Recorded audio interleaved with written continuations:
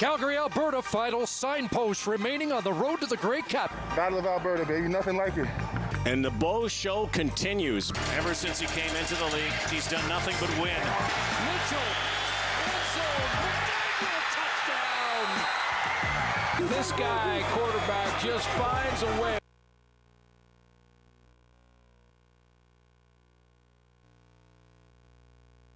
What team hits the playoffs on a roll? Playoffs! Clearly is the Edmonton Eskimos. Pressure coming. Open and forward. Touchdown! Now it's Gable. Right side. Got a hole. Down to the 2. Is he going to get in? Touchdown! It doesn't get better than that. The Edmonton Eskimos are heading down the road to Calgary. Bring on the Battle of Alberta.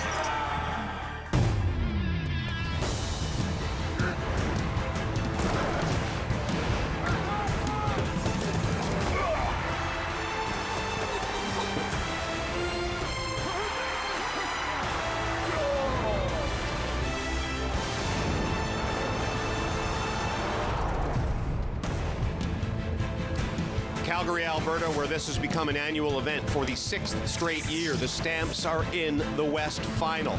6, though, is also the magic number for the Eskimos. They've won 6 straight. Hottest team coming into the CFL playoffs, and they will try to get to the Grey Cup with a win on the road. There he is, the kid from Katy, Texas. You know what, Bo Levi, when you got the #1 defense, what's one thing you need to do? Get back to the old thing you used to be doing, buddy, throwing touchdown passes and putting points on the board.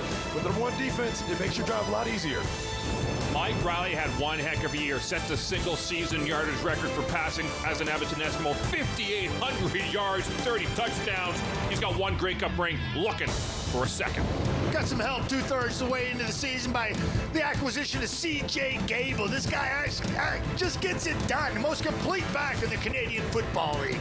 We'll talk about improving from year 1 to year 2. That's Alex Singleton from 65 tackles last year to 123 this year. And he just doesn't make tackles. He makes plays. A dominating player on a dominating defense. And on a dominating offense of the Eskimos, chock full of great receivers, he has been the greatest in 2017 in all the CFL. 100 catches, 1,687 yards to lead the way. And with that, here we go. Welcome to the West Final here on TSN Canada. James Duthie and Henry Burris. Usually when a team starts 13-1-1 and clinches and they're at home, they'd be the heavy favorites in a West Final. But considering those 3 losses by Calgary to end the season, considering the way Edmonton has played, this one is fascinating. Can Calgary just turn it on after playing meaningless football for a month? Well, it's hard just to flip the switch because winning is an attitude. And you know that team that's coming down Highway 2 to play against the Stamps today, they definitely know how to win. Right now, Calgary's going to come out of the gate strong. They need to get off to a quick start because they know Mike Riley, they're going to put up points on the board. But it's all about the offense with the #1 defense on the field also, and probably the #1 kick returner in the league. You just got to score points, and I think that's where the focus is going to be for this team to be successful today. So what matters more, being the hotter team coming in that Edmonton is or having home field? Home field is great, but as we've seen in the past, it doesn't always work out the way you want it to.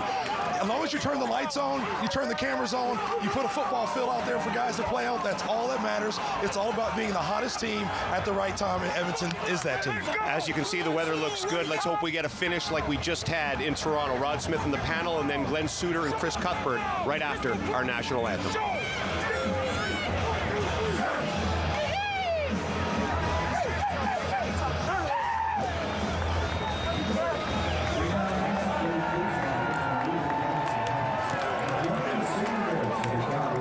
Justine Tyrell in the singing of our national anthem.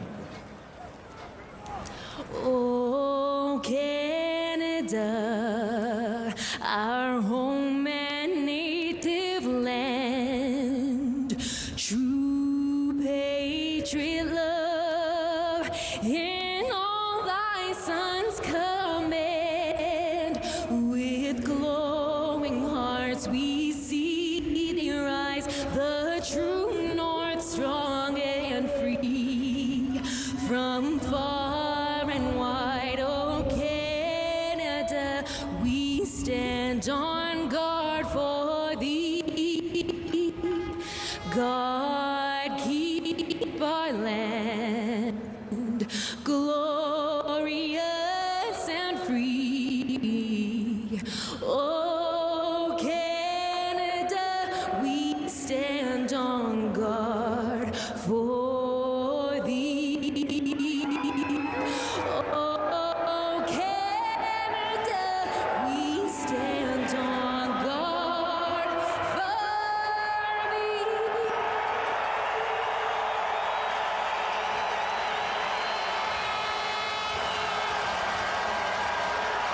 James talked about it, what a fixture Calgary has been in the Western Final, especially against Edmonton.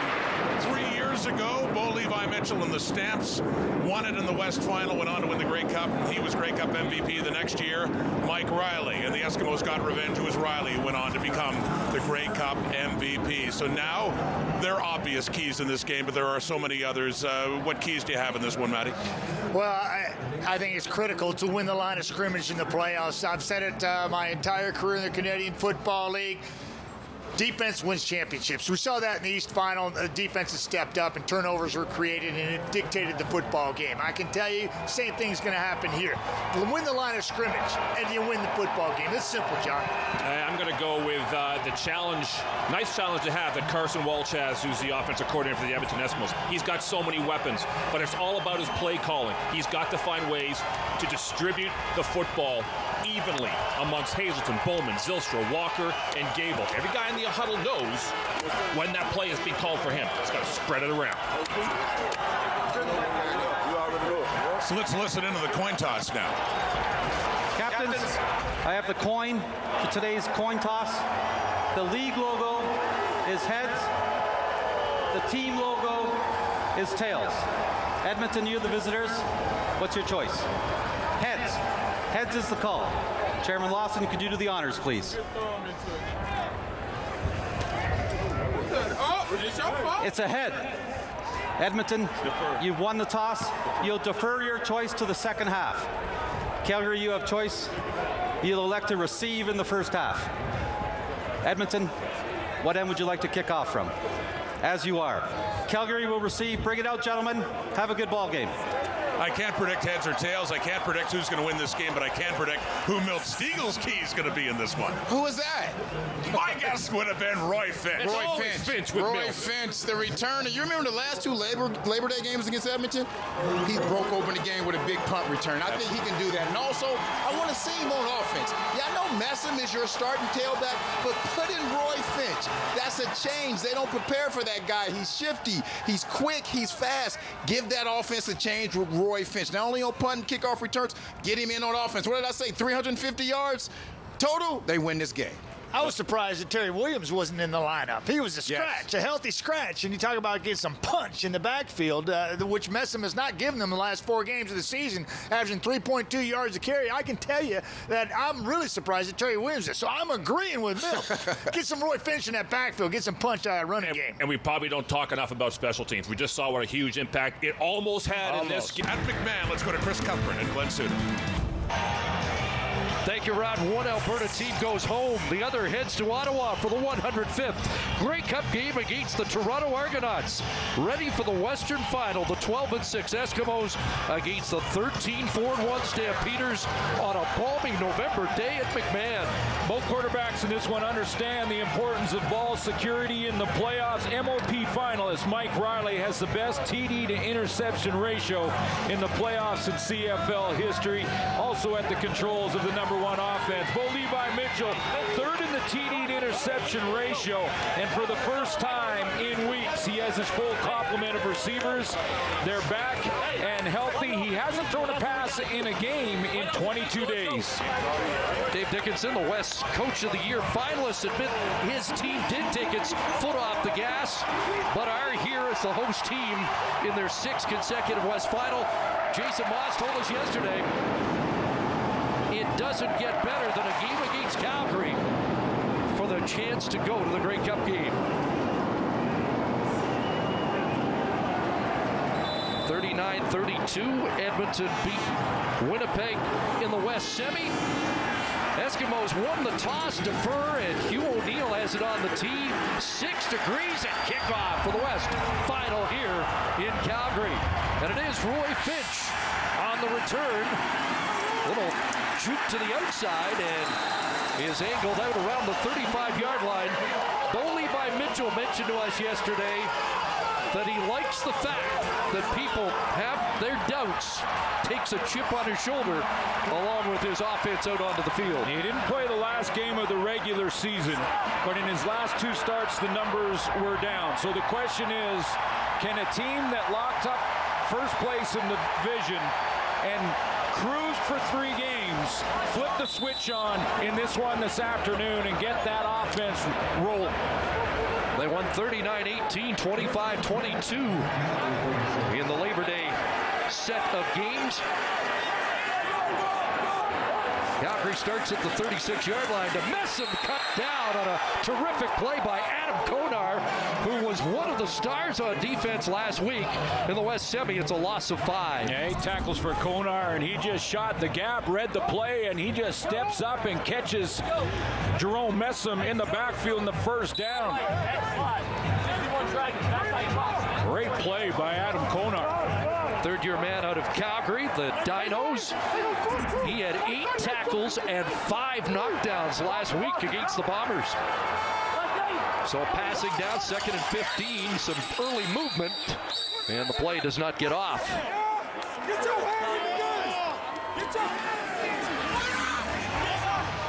Procedure, Calgary, number 60.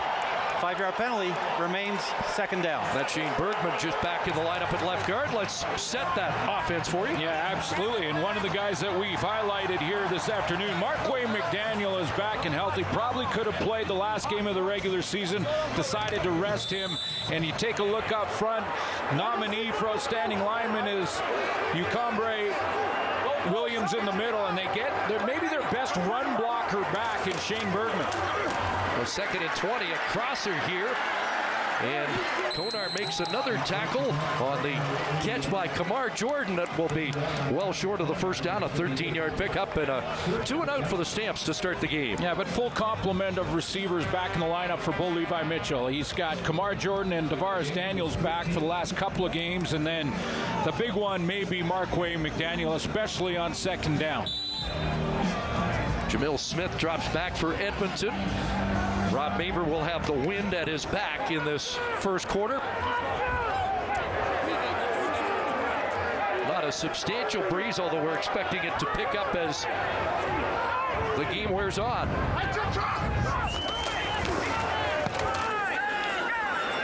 Angling this outside the numbers. Smith at his 31-yard line, and he found a little room taken into the Calgary bench at the 42-yard line. So good field position for Mike Riley's first possession after a 41-yard punt last week. 23 of 33, 334 in a sparkling performance against Winnipeg. Yeah, his last 2 playoff games has not thrown an interception. He understands the balance between pushing the ball and protecting it.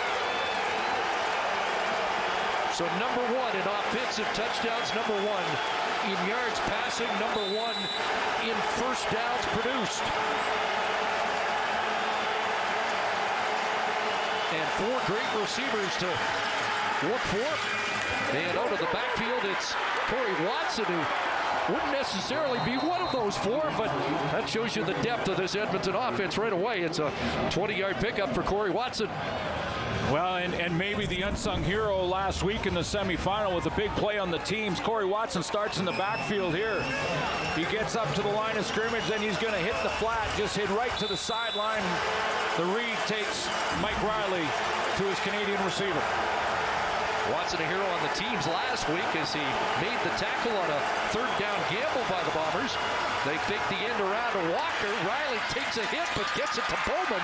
And Darius Bowman a catch at the 30-yard line. He gets dragged down by Tommy Campbell. Darius Bowman comes all the way across the field. He's really in this pressed man coverage. He's going to track across. Now, Mike Riley gets extra time because of the play fake to Darrell Walker. That gives Darius Bowman time to cross the entire field and get to the numbers on the wide side. Jacob Ruby checks in on a bulked-up offensive line after that first down catch. And a handoff to Gable, his first carry after being one of the prominent performers last week. Short gain for Gable as we set the offense for you. Well, they haven't lost with C.J. Gable as the starting tailback, and they also have the number 1 receiver in the Canadian Football League in Brandon Zylstra, who has been huge against the Calgary Stampeders in 3 games this year. I think Justin Sorensen's going to be key, picking up the blocks and helping out in double teams on guys like Micah Johnson. This defensive line in Calgary can be dominant. Gable had 82 yards in his Lone Eskimos start against Calgary. 2nd and 7 after a 3-yard pickup, a pump. But nothing there on that side. Flags come down. Riley will throw it away and takes a hit, but there is a flag in the Calgary secondary. Charleston Hughes got a hit in on the quarterback. Illegal contact, Calgary, number 27. 10-yard penalty, first down. Well, there's the rookie Tunde Adeleke, who's in at the strong side linebacker spot for this game. Yeah, watch how Darrell Walker's going up the field here. In practice, Shaq Richardson was injured, and so Tunde Adeleke is going to play that strong side tweener linebacker defensive back position. We'll focus in on that because he may be matched up against Brandon Zylstra. That time it was Walker and illegal contact. The kid from Carleton replaces Shaq Richardson, who had 2 interceptions against Edmonton in the regular season. Play action fake, and taking off is Riley, and he ducks under the hit from Alex Singleton and is brought down around the 13. Up front, Jagera Davis did not play the final couple of games of the regular season. He's back in the lineup and healthy alongside Charleston Hughes. There's Adeleke. We're going to talk and look at him throughout the afternoon, see if they get some matchups. The Edmonton Eskimos with one of the #1 linebackers in the league in Singleton, and look at Seontae Evans outside against Darrell Walker. That may become a matchup this afternoon as well. Eskimos with only 3 first-quarter points this season against the Stampeders. 2nd down and 7. Short drop, second read over the middle, and caught by Hazelton. Brought down by the middle linebacker, Alex Singleton, who is the top defensive player in the West in 2017. Yeah, and the 2 games that they played against each other, Singleton just huge. I mean, we're talking 24 tackles in the Labor Day game, and then the rematch combined. 24 tackles from one player. It was Alex Singleton. Racks up 1 right there in this Western Final. 3rd and a yard and a half, and Jason Moss not hesitating. He leaves the offense on the field. Randy Culling in to beef up Calgary's defensive line on the first big gamble of the game.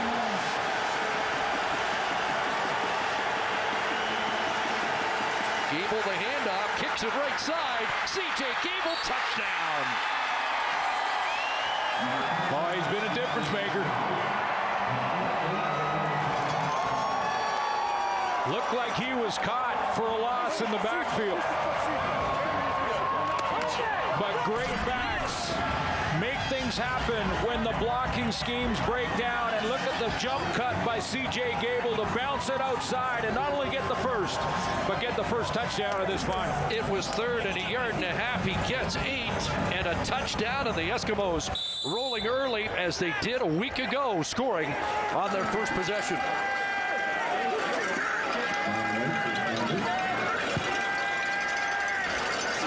Sean White, who missed most of the regular season, adds the convert. 7-0 for the Eskimos. A 7-play, 67-yard touchdown drive for Edmonton. And it gets capped by the X Factor in recent weeks, C.J. Gable.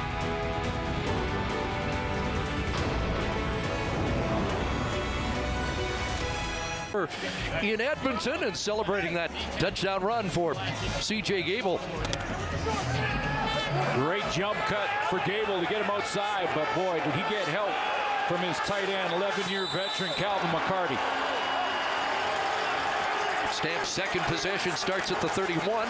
Roy Finch is in the backfield, and he'll dash ahead to the 35 and has 4. Let's go back to that touchdown, and I'll show you the block here by Calvin McCarty. He's going to start on Tunde Adeleke and make sure he gets the edge first, but he also, by driving his legs here, he pushes back Adeleke into the path of Alex Singleton, essentially blocking both linebackers and allowing C.J. Gable to get there. Calvin McCarty, and you know Gable, so hey, thanks for those blocks. Huge. Galvin, an 11-year veteran. Jason Moss couldn't say enough good things about his veteran fullback yesterday. 2nd and 6, and they'll screen it, and Cote couldn't reach it. He got separated from making the catch. Adam Konar's come to play here in the West Final. Jason Moss told us yesterday that Adam Konar has such great instinct and football IQ. The guys love him in the locker room. If you look up linebacker in the dictionary, he's one of those guys. He's one of the pitchers you'll see. He's Adam Konar. He's a young guy. He's still got a lot of career ahead of him. But, man, Jason Moss, he's got a great football IQ. He was right there. Said he is a little bit crazy, which confirms he's a linebacker. Exactly. Back-to-back 2-and-outs for Calgary. Maver to punt. Jamil Smith awaits. Had a good return game a few weeks ago against Calgary, and this time contained to around the 35-yard line, 42-yard punt. Mike Riley right back to work with an early lead in Calgary. Had a touchdown last week, a touchdown early in this game with more on C.J. Gable. On the sidelines is Sarah Orleski. Chris, Jason Moss said that anytime C.J. Gable touches the ball, aside from his very first carry as an Eskimo, in which he fumbled, something good happens. He used last week's touchdown where he seemed to carry half of the Bombers' defense and a few of his own teammates into the end zone as the perfect example that encompasses what he is all about and also what the entire offense is about, imposing their will on others. As for Gable, he said that he's been enjoying this fresh start. He knew that he still had football left in him, even if people were doubting it. He just needed to get the ball, and the Eskimos have given it to him. In 9 games with the Ticats this season, he carried it 74 times. In just 5 games for the Eskimos, 88 times. With 3 of the 5 games, he's gone over 100 yards. Yes, a 92-yard average per game for Gable on the ground. They fake it to him here, sliding out is Darrell Walker trying to cut back, and he is tossed down by Adeleke at the 41. Big second half in the West semifinal, 2 for Gable running the ball and helped grind the clock. But C.J. Gable does more than just run the ball. He's also one of the best in the game at picking up blitzes and block. Look at the chip block to the right, getting Mike Riley some time to throw that touchdown throw to Darius Bowman. But he's not done there. He can pick up the blitz, read it, saw safety coming in Loeffler. He takes that blitz in the semifinal, and he also stepped in and took a middle linebacker blitz too. Great pass pro running back. 2nd and 4, Riley on a roll. Thought about taking off, now shoots wide open, downfield. It's going to be an easy touchdown for Darrell Walker. 69-yard touchdown strike and a stunning start for the Eskimos here in Calgary. Joshua Bell, the safety, before the snap, looked like he was trying to get people lined up properly here. Joshua Bell is in the middle, and he just got Adeleke lined up in the right spot. Mike Riley gets outside, and a wide open Darrell Walker walks in. 69-yard throw and catch by the Edmonton Eskimos, and a bust in the back end, and that's an experienced secondary back there with Joshua Bell, Brandon Smith, Campbell, Wall, and Evans. They had a couple of those wide open uncovered receivers last week, but as you mentioned, Suits, you don't see that often. A bust of that magnitude in the Calgary secondary. It's a shocking start, 9 minutes in, and back-to-back touchdown marches for the Eskimos. That's man concept, zone concept, and between Jamar Wall and Tommy Campbell, a bust in the coverage allows Darrell Walker in behind everybody. 2 touchdowns in 8 games in his return to the Eskimos at midseason. And a big 69-yard play to give the Eskimos a 2-score advantage. Tunde Adeleke, the rookie out of Carleton, fumbles the football and looks like he got back on it. But it's unraveling quickly here in Calgary, and they've got to get that key in the ignition and get it started. Yeah, 0 traction. Let's show you the mix-up between Wall and Campbell. Wall and Campbell are at the top of your screen right here. And it looks to me like with this change motion, with Darrell Walker coming across on that crossing post route, that either Tommy Campbell thought it was zone and they were playing a man's concept, or Jamar Wall jumped out of his zone and left the receiver wide open in behind coverage. I mean, that's a bust in the back end between Campbell and Wall. So a little urgency to this offense now that starts at the 24.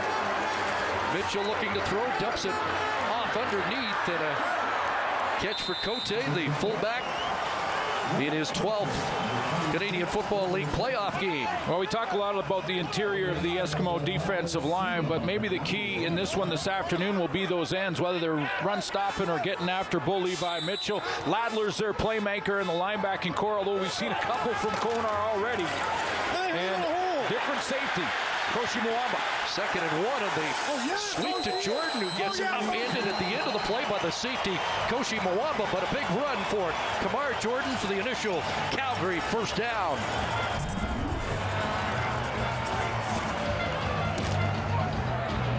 See, Kamar Jordan starts to the left of formation and just runs that fly sweep with Jerome Messam out blocking in front of him. Koshi Mwamba playing for the injured Neil King. 17-yard run for Jordan. And Calgary's got their big 4 receivers in together for the first time since the summer. Little fake pitch, and they hitch it the other way, and that's the speedster Markin Michel, brought down quickly by the corner, Johnny Adams. Yeah, so that rest versus rust debate, that discussion that always happens, and Dave Dickinson had some concerns coming in. The team was not playing the way they expected to play, not playing the way they did in the 11-game win streak over the last 3. Now they had clinched first place, so the question was, will there be rust? Can they flip the switch? It's taken a couple of series. The question, are they settling in now offensively? A couple first downs here. Had 4 days off, practice for 3, and another 3 days off before resuming their regular regimen. 2nd and 6, Mitchell underneath, and it's incomplete as Corey Jones, the middle linebacker, closed quickly on the intended target, Jerome Messam. And sometimes for a quarterback in Mitchell, that's a check down when he's getting pressure, Messam out of the backfield, and Jones just closes quickly. But this one looked a little bit like Messam was maybe even the primary, trying to almost get him to screen it. Nice read by Corey Jones. No blockers in front of him to cut Jones off, and he's there to make the play. So Maver back in for his 3rd punt of this opening quarter. I think it's fair to say a little rust for the Calgary Stampeders. They're in that lull still, taking nothing away from a great Edmonton start here. A lot of chatter in that huddle. Did they not have the right complement of players? And time count violation, Calgary number 6. 5-yard penalty, remains 3rd down. Going to take a time count.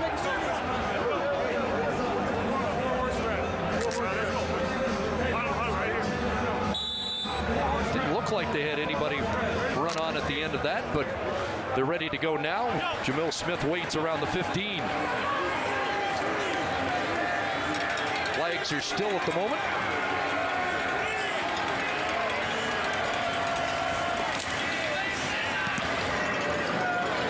Rob Maver's punt, fielded at the 21, 40-yard punt, and that ball came loose. There is a flag, and on it's Dwayne Norman of Calgary, but it looked like no yards against the Stampeders. Yeah, that's the question. That flag came out right at that no yards area. Was there someone inside the 5-yard halo?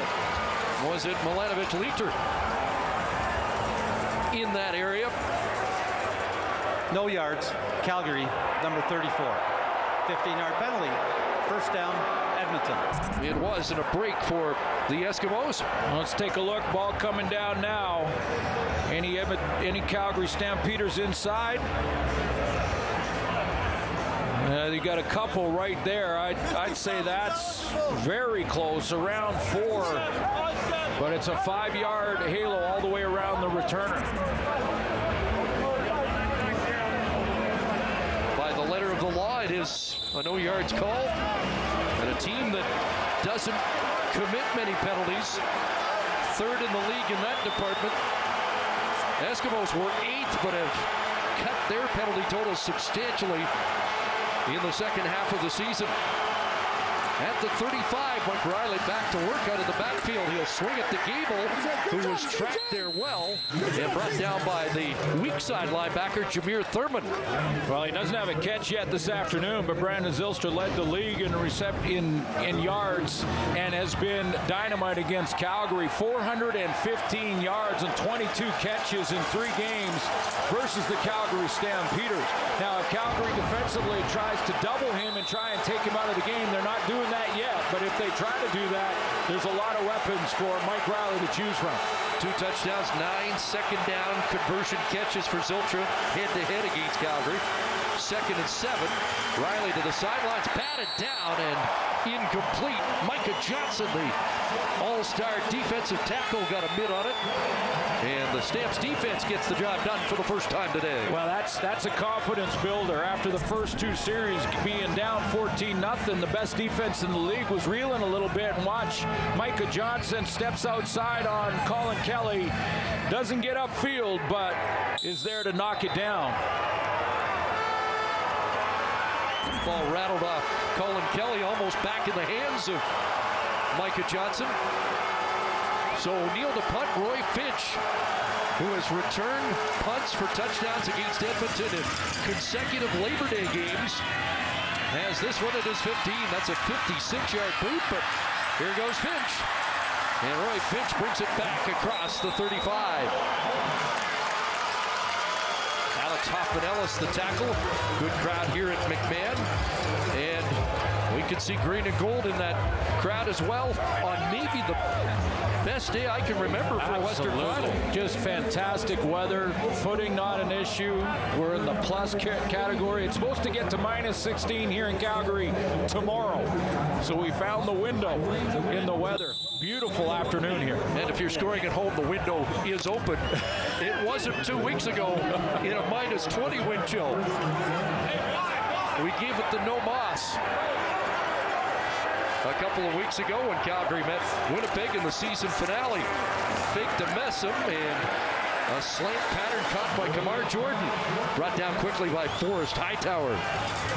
Take a look at Jerome Messam's season, and you heard the panel talk about in our pregame show that he's not been the same Messam in the last 4 games, just a 3.2-yard average. Now, in fairness to Jerome Messam, in the beginning of the year, he was coming off knee surgery.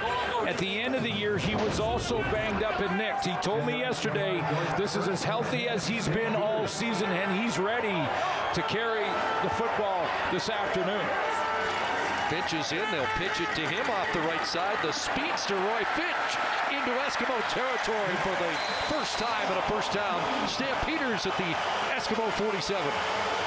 Marquay McDaniel's back in the lineup, I mentioned too, and he sometimes will get his nose jersey just to the right. Watch number 16 lead this run for Roy Finch. Gets out there on that wide pitch. There's 16 at the top of your screen right there. Marquay McDaniel. That's the one player that can make the tackle for about a 5-yard gain. Finch turns it into much more because of the block by McDaniel.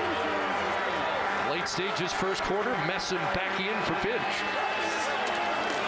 4-man rush. Mitchell throws another strike.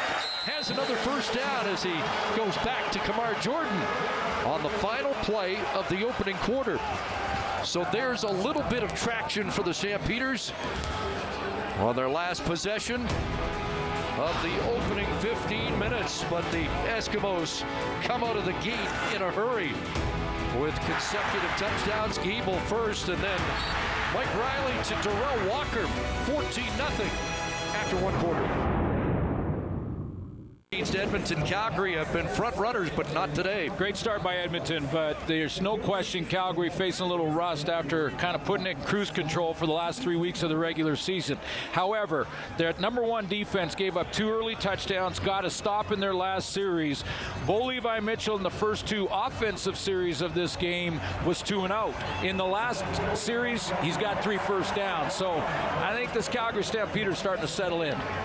It feels like it's already an important drive, though, just to keep in contact with the Eskimos. Yeah, a little bit of even a field goal here, even some points in plus territory, starting to settle in a little bit. Just 2nd and short here as we start the second quarter.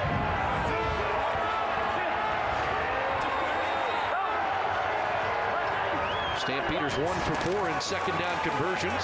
Flag comes down and they swing this out, and they had an eligible tight end. Dan Petterkyle with a catch down by Aaron Grimes, but well, they had a couple of weeks to prepare some extra plays, and I'm sure Petterkyle was looking forward to that.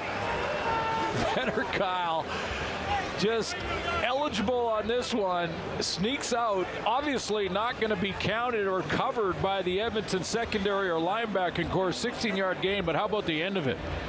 I don't think 65's running out of bounds. Offside, Edmonton. Penalties decline. First down, Calgary.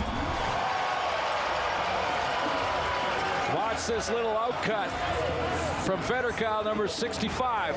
Looked like he's going to block, runs that little out, and at the end of the play, lowering the left shoulder. He's not looking for the sideline. It's an O-lineman with the ball in his hands. Big man 6'7", 309. Another former Calgary Dino with the catch and a first down. They had a 2-point convert to Spencer Wilson earlier this year. Now a pass in the flat to Messam, written out by Konar. That's another first down, the 4th first down for the Stampeders on this drive. Last 2 starts, one of them was against Edmonton, and Dave Dickinson saw in the second half of that game Bo Levi Mitchell start to get some traction. He ended up throwing for over 300 yards in a 3-game run that really this offense wasn't getting it done. But there was a sign at the end of the late October game against Edmonton. I'm seeing it now. They're starting to settle in. And the 3:07 in that game, the bulk in that second half. First and goal. What's coming? Got it out of his hands quickly. Markway McDaniel, touchdown. That's why he is so important. Markway McDaniel read the blitz. When you can't block a ball, your quarterback needs the outlet. Markway McDaniel's going to be that outlet. Linebackers going on the blitz. Markway McDaniel goes right over the middle, right where they just vacated. And he's there for Bo Levi Mitchell. Second career playoff touchdown for the 9-year vet. And a guy that was missing in all 3 of the season-ending losses.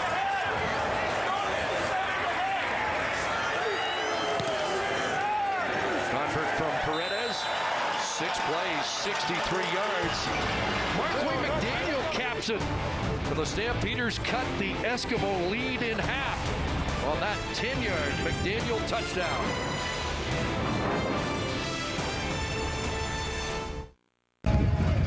Join us at the half for the GMC Professional Grade Playbook. Today, Henry Burris on matching your opponent's playoff intensity, which never is an issue when it's the Battle of Alberta. You got that right. Worst field position start for the Eskimos. 135 first quarter yards for Edmonton's offense. Only 19 so far in a half of the second quarter. Riley will step up. He's going to unload. He wants Brandon Zylstra. And incomplete. Zylstra thought he was interfered with as he went shoulder to shoulder with Seontae Evans and Brandon Smith. No flag. Take a look at Zylstra on the post. Mike Riley wanted to get out of the hole in one throw. A little bit of a bump there. Good no call by the official. Riley takes a hit at the other end, but now second and long, backed up in shadow of their goalpost because of the decision by Jamil Smith. Zylstra with that signal that he would have liked to challenge, but you only get one. And Jason Moss. No, that wasn't enough.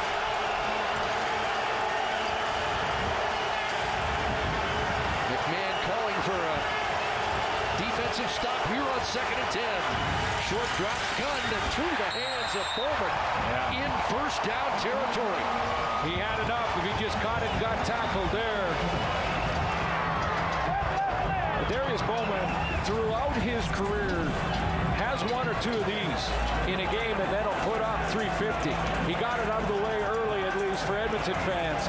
But I'm going back to that decision by Jamil Smith to field the football at around his own 7-yard line, and now Jason Moss has got a decision right here. He's needed to let this ball bounce. Here's the punt from Calgary. If he lets it go, maybe it goes out of bounds, but maybe it doesn't. They give up a signal, get the field position back, and now they're backed up. In the East Final, Chris Jones did not concede a safety. It paid big dividends for him when they got the ball right back on a fumble recovery, and Jason Moss is kicking it away as well. 56-yard punt. Finch contained, although a flag comes down on the tackle at the 52 of Calgary, and if it's against the Eskimos, it's going to bring it into Edmonton territory.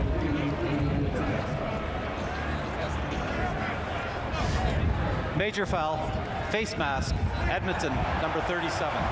15-yard penalty, automatic first down. So the penalty against Kenny Ladler. Yeah, that's a tough one to avoid because you're trying to make the tackle, and Roy Finch ducked his head there, but either way, it's still a penalty. And all of a sudden, the Calgary Stampeders essentially in field goal range here. So after the worst field position start for Edmonton, it's the best Calgary start at the Eskimo 41. So 41 yards away from getting back on even terms. Messam left side. Down around the 37 for 4.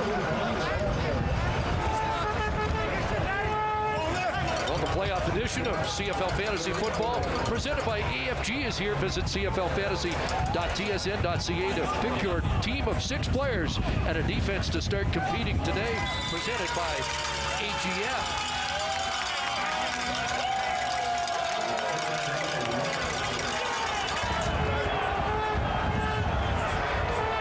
So 2nd and 7 at the 38. 4-man rush underneath Messam. Makes the first man miss and got the first down before Corey Jones rides him out. But Messam's been more effective in this first half receiving than rushing. That's his 3rd catch. Boy, was Jerome Messam motivated yesterday when I talked to him. He's heard the critics, and he's heard people say that the back half of the season wasn't his best. Fake to Messam, swing it to McDaniel. John Chick went over top of him, and McDaniel gets it down to the 20-yard line. Pick up of 8 Konar with the stop. The second effort from Marquay McDaniel to open up the playbook on this tempo now from Dave Dickinson and Bo Levi Mitchell. Pretty much any play they want here. Now the machine looks like it's running full throttle. Messam's got a first down, and he's dropped around the 12-yard line. It's another Stampeder first down. Last 4 games, we mentioned 3.2-yard average. Missed 1 game due to injury, but has been playing hurt. And really had footing issues in that final regular season game on an icy field here that seemed to bother him more than anybody else. That's not an issue today. He got jump in his step, and he's starting to get some traction. Traction shouldn't be an issue for a guy at 254. Here's that fly sweep. The speedster Markin Michelle. Touchdown!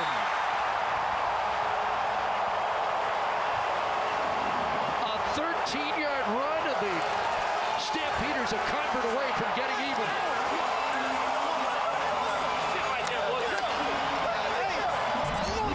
Calgary Stampeders are back. Here comes the fly sweep. Markin Michelle around the edge, and he has to lose yards because Odell Willis was so far up the field, but then makes some sweet moves in the open field to get to pay dirt. Top rookie in the West.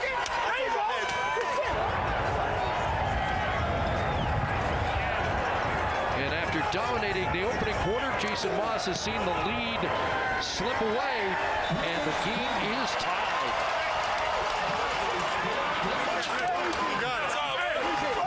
5 plays, 41 yards. The touchdown march after that face mask penalty on the punt. Markin Michelle starts way out wide, and then he's going to come underneath on this fly sweep. So really trying to fool the Edmonton Eskimos out of the gate. Then he comes all the way across. Now he has to bail back because of Odell Willis. A nice block by Marquay McDaniel. Kenny Ladler thought that he was held on this, but as Michelle comes around, he's to the top here. Marquay McDaniel down low right there. He thought that there was a hold there. I don't see it. But Kenny Ladler looked to the official, didn't get the call, and we're all tied up. Well, they say he's the fastest of the Stampeders. Top rookie in the West. And resurgent confidence level on that Calgary sideline. Kenny Ladler still saying he needs to call the hold. It was close, but I'm not sure you're getting that call in a playoff game. Vanderbilt product. Good talk with him yesterday. Boy, has he been a playmaker for Edmonton. It took him a year to understand the nuances of Canadian football, but since then, he has been an all-star. Number 4 in defensive plays, number 7 in tackles. A Western all-star. Wind blowing hard enough that they have to tee it up. A sky kick that is up for grabs. And the Eskimos bring it down. That's Christoph Chimanga who brought it down at the 36-yard line. The wind is picking up a little in this game this afternoon, but it doesn't seem to want to make up its mind as to which direction it's going. I mean, the goalposts don't look too bad. The flags on the side certainly do. This is sort of a sky ball into it, and the idea here is that it hangs up there so long that the cover team can get down there and maybe cause a fumble. And all the points so far have been scored against the wind. If we can pin it down that that's the direction it's been consistently. Back in the hands of Gable as the Eskimos try to get kick-started again. Thurman a stop and a short gain there. Third tackle for Thurman on the afternoon.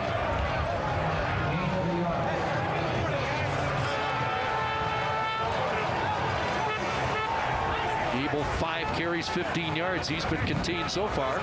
Remember, though, in that semi against Winnipeg, he slow first half as far as run yards go, but in that second half, took off. Well, they just called the 3-minute warning. After a 14-0 lead, it is now 14 apiece. Reminder coming up at halftime, James Duthie, Henry Burris, Rod Smith, along with Matt Dunnigan, Jock Climbey, Milt Stiegel. More from BMO on that Argo victory in the East Final and get their take on what they've seen so far and what's been an interesting, not surprisingly interesting first half here at McMahon. 2nd and 9. Riley takes a look downfield, rush coming in, he'll take off with it. Mike Riley followed the block but gets cut down across the 40-yard line. Calling and Thurman combined. At halftime, Chris, that was 2nd and long, so Edmonton's going to have to punt. But I think Jason Moss, Carson Welch, and Mike Riley will discuss a possible matchup. Joe Burnett is now playing for Tunde Adeleke. It doesn't sound like Sarah mentioned from the sideline that Adeleke is doubtful to return in the second half. Now, Joe Burnett hasn't played over the last couple of weeks. Shaq Richardson was the starter there. So I wonder if in the halftime break, Edmonton offensively doesn't talk about maybe trying to go after that matchup in the second half. 3 2-and-outs in the last 4 Edmonton possessions. A line drive boot away from Fitch and a good Eskimo bounce, and Fitch contained inside the 15 after a 58-yard punt.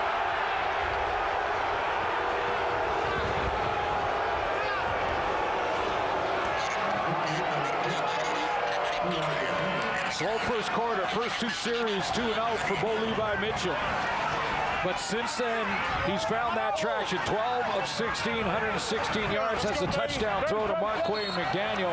And they've got a little bit of a running game going here, too, in the second quarter with a combination of Roy Finch and Jerome Messam. Well, they got some balance here with 66 yards on the ground, 182 yards of net offense. But their deepest start now here in the first half. Edmonton Eskimos rely on their front four to control the run and get pressure without sending blitz. Have all year. Handoff miss him. Bull rushes his way to about the 17. We haven't talked about Armando Sewell yet, but that's Mike Benavides, defensive coordinator, is relying on Sewell and Euclid Cummings in the middle to stop the run possibilities inside on first down, and then they go with four-man pressure all season. That four-man pressure usually gets enough pressure on opposing quarterbacks to allow the coverage to take over from there. J.C. Sherritt on the sidelines, but could play next week. It's a possibility after an Achilles injury in week 1. Got to get to next week first. That's an issue, a major issue. And a flag comes down prior to the snap. But great to see that J.C. Sherritt's close. Really is inspiration to his teammates. That's a time count. It's a loss of down. Time count violation. Calgary, number 19. That's a loss of down penalty. Third down. And that is a costly penalty, and why you see the reaction of Dave Dickinson, because now they've got to punt it away here, and the Eskimos should get good field position in the final 2 minutes. Yeah, a chance to take some momentum in at halftime. Defense gets the stop. Again, they rely on that front four. And a mistake by Bo Levi Mitchell, because that's on the quarterback. He's got to know the time clock. He's got to know how much time he has to get the ball snapped.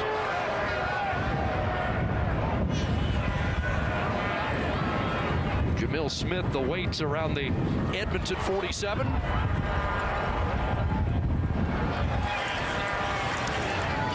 Maver, not a deep kick. It'll be fielded on Calgary side of half. A 33-yard punt to Jamil Smith is down to the Stampeder 46. Now that's a good play by Jamil Smith, because that ball hits the ground. Who knows what happens? It could take off for another 20 yards, but he got underneath that one. The wind was giving it all kinds of wiggle as he got to it. And conditions were perfect in the first quarter. The wind now becoming more of an issue here in the second as it starts to gust.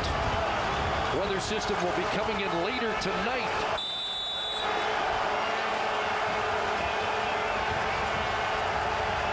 But different conditions than we started on the opening kickoff. Mike Riley throwing complete, and that's Darrell Walker with the catch as he came back for the football in front of Ciante Evans for his third catch. Two things had to happen there. One is Darrell Walker had to take that extra step back to the ball. That extra step coming back, crucial, because he had pretty tight coverage from Ciante Evans. And then Mike Riley put it right on him. 11-yard gain for Walker. Still no catches or a target for that matter for Zylstra. No, one target for Zylstra. And on a roll, here's Riley. And he has to throw that away. But Darius Bowman was in a battle with Tommy Campbell downfield. Once again, when the execution isn't quite right, the chances of success on the play drop dramatically. And this isn't a big difference, but just this cross action wasn't quite right in front of Riley. And it just throws the timing off. Darrell Walker has kind of run around it, and the play action fake wasn't smooth. Pressure in the face of Riley. It just, execution on offense. Eskimos number 1 on second down conversions this year. 65% last week, just 2 for 9 so far. Riley to the sidelines, and Bowman drops that. Would have been short of the first down. A couple of drops for Darius Bowman, who has been heating up in recent weeks. Mike Riley had a couple of drops in the second quarter in the semifinal versus Winnipeg, and actually went and said, hey, I had a discussion with my receivers. And I don't be surprised at all if he goes in at halftime. There have only been a couple here in the first half, but an important couple. Everyone's important in the playoff game. They had 5 last week in the first half when the quarterback addressed the issue. Sean White on to attempt a 42-yarder. See how the wind affects this. Well, look at that left turn at the end. Wow. And it will go for 1, and that's A pretty good indicator that the wind is going to be a factor the rest of the way. He hit that dead straight, and then it took a left turn. Well, he did, and the wind affected it late in the process. I mean, it looked like it was heading right down the middle until right there, and then the wind kicks it outside the goalpost wide left.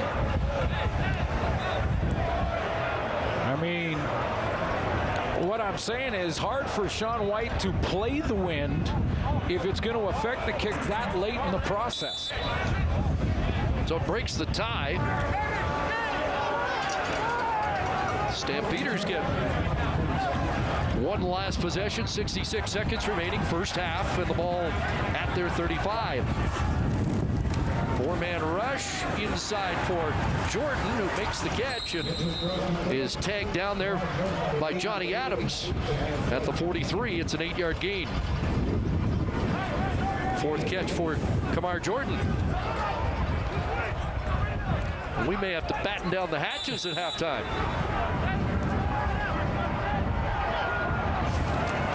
Second and 2, Messam. Well, he does get there. Good second effort to lunge forward out of the grasp and get a fresh set of downs. Still time for field goal range for Calgary here.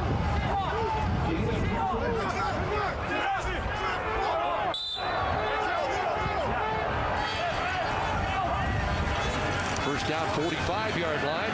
Mitchell incomplete. Intended for Michelle in front of Arjun Colhoun. Going with Roy Finch in the substitution, bringing in Anthony Parker and Roy Finch, and that's to help with the Canadian ratio. Mark and Michelle has to come out. If Messam comes out, Michelle comes out with him. They go Canadian receiver with Anthony Parker and then Roy Finch, the import tailback. Well, roster juggling by Dave Dickinson in game. After 3 early 2-and-outs, they're 6 for 10 on second down conversions. They'll swing it to Finch, try to get outside, and he does. First down and scampers into Eskimo territory. Out of bounds at the Edmonton 50. Kenny Ladler is getting upset with the blocking of Marquay McDaniel. We've seen it and showed you a couple of times, and Marquay McDaniel and Kenny Ladler have been locked up a couple of times down the field. Ladler's starting to show a little bit of his frustration, but that's the veteran chipping in, whether it be a run play or a throw to one of his fellow receivers. 15 a first down, right back in the hands of Finch. Look at the acceleration. Cuts it back, open field. Roy Finch inside the 10, and it's a touchdown. What a run by Roy Finch. It's a 50-yard Calgary touchdown. Get about field goal range. Calgary wanted more.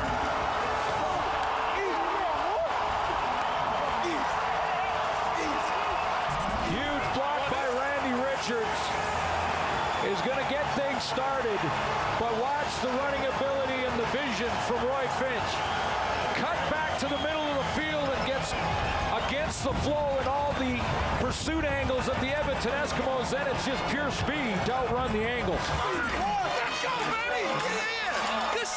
Well, he's been a thorn in the side of the Eskimos in the last couple of years with punt returns. Ladler again having words with the official. But a 50-yard run on a pitch to Roy Finch, and Almondo Sewell shaken up on the play, and that would be a big loss for the Eskimos if he can't continue. 5 plays, 75 yards, and a final minute touchdown here in the first half.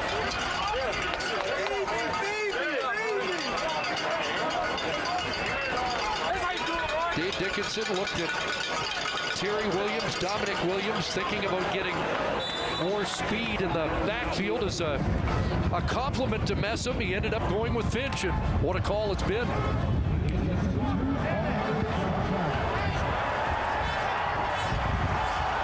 And now going for 2 for a 7-point lead. And Messam walks it in, 22-15. And a little giddy up in the second half, or second quarter for Calgary. first lead of the game for the Stampeders. The second quarter has been all about the blocking. Watch Randy Richards get out here on Aaron Grimes. Now Grimes does what he has to do, which is turn the play back inside. But 59 gets out there. Grimes takes the hit to turn the play, and Roy Finch back inside right here. But Bruskeson has made his block on Adam Konar. So the blocking downfield by the Calgary receivers in Marquay McDaniel, Juwan Bruskeson, the pull from Randy Richards there. The blocking downfield in the secondary and in the linebacking core has been the key to success offensively for Calgary in this second quarter. Number 5 in all-purpose yards during the year, the special teams nominee from the West gets to the end zone after a 50-yard run. And let's take a look at the big boys up front, just opening up an alley for Jerome Messam. The only guy that had a shot at Messam was Bruskeson pulling and almost getting in the way, but they've dug in, and look at the advantage Calgary in the second quarter. Jamil Smith driven back into the corner, and he won't get past the 15-yard line. Tackle on the play by James Boners. 16 seconds ago, Edmonton likely just will run out the clock and regroup after a first quarter of dominance has unraveled here in the second quarter.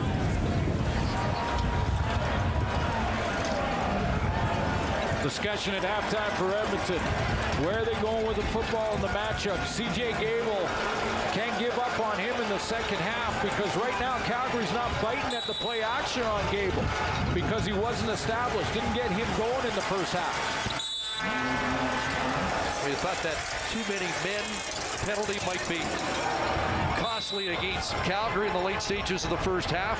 Jason Moss gets only one on the missed field goal, and then the 75-yard touchdown drive for the lead at the half.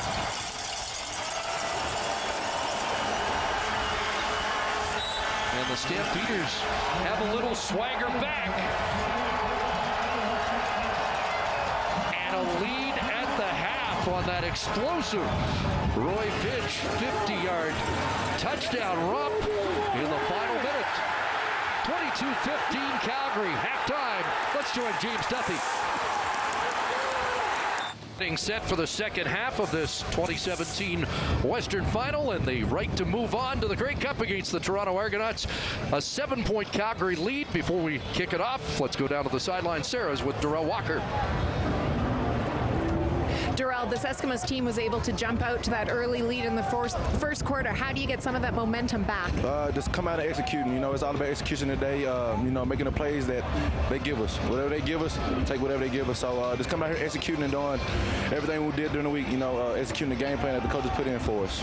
Does it help in terms of some confidence that this is a spot that you guys have been in before, in terms of having to come back in your strong second half team? Multiple times. We've been a second half team the whole year. So you know, we're looking to come out and finish this second half strong. Appreciate the time. Thank you. Well, we had talked about how conditions changed, and it was most notable on the Sean White missed field goal, but the wind's now up to 26, gusting to 42, and really wind wasn't an issue at kickoff time.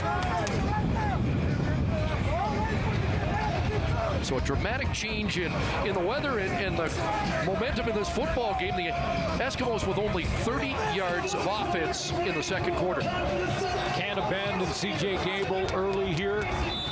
Right now, the Calgary defensive line is not respecting the play fakes to Gable. Until he rips off a big run, they won't have to. So Paredes kicks it off, second half underway, and he drives that one deep in the end zone. And is it going to hit the back line? No, it's going to stay there. They're going to have to give up a point. So it is an 8-point lead as Jamil Smith concedes the single. C.J. Gable just did not get going in the first half. Credit the Calgary defense. This is top defense in the league with arguably the best linebacker in the game in Alex Singleton, and they shut the door on C.J. Gable in the first half. So especially with this wind. It's picking up, it's swirling. It'll be tougher and tougher as the game goes on to throw the football. So establishing C.J. Gable for a lot of reasons and sticking with him here in the second half is important for Edmonton. Mike Riley, 146 yards passing in the first half. No yards for Brandon Zylstra. Pressure coming early. Hughes in pursuit, got it away. Darrell Walker makes the catch, and Alex Singleton the tackle, but good first down production for Walker as Riley escaped the rush. Had C.J. Gable on a swing pass early, but then he didn't take that, got in trouble after that, and then just made it up as he went along. The pressure got to him, but this is Mike Riley, vintage Mike Riley, throwing on the run. Got 9 and sneaks for a yard and has a first down for the Eskimos. Eskimos' 9th first down of the game. Good concentration at the end of that throw to get in that second and short situation. These receivers here this afternoon with the wind picking up have to maintain focus all the way till the ball is in their hands and they've secured it.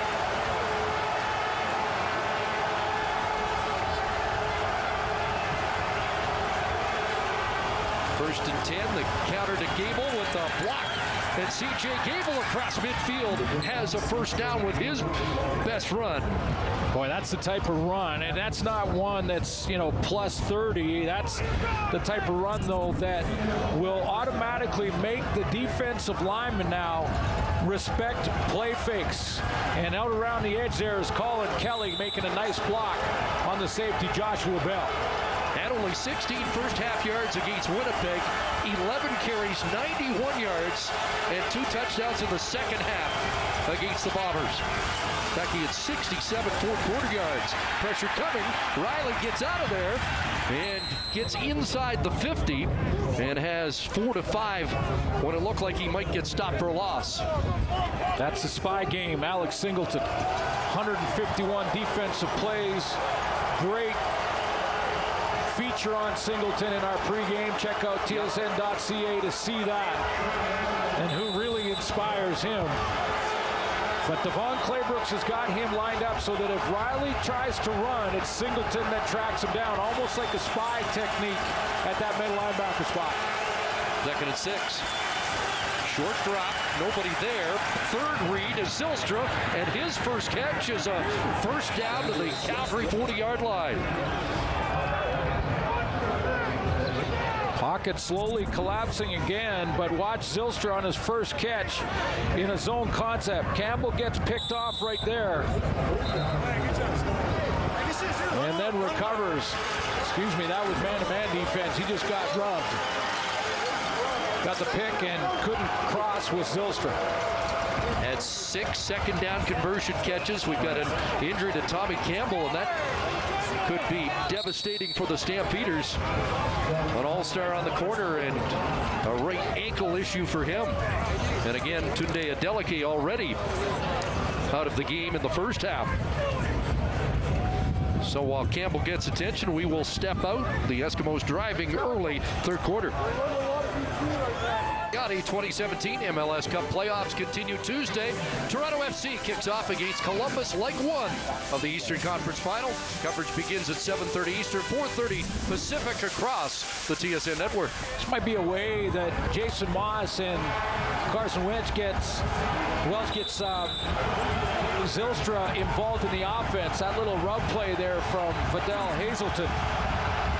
Patrick Levels goes to the boundary corner in place of the injured Tommy Campbell.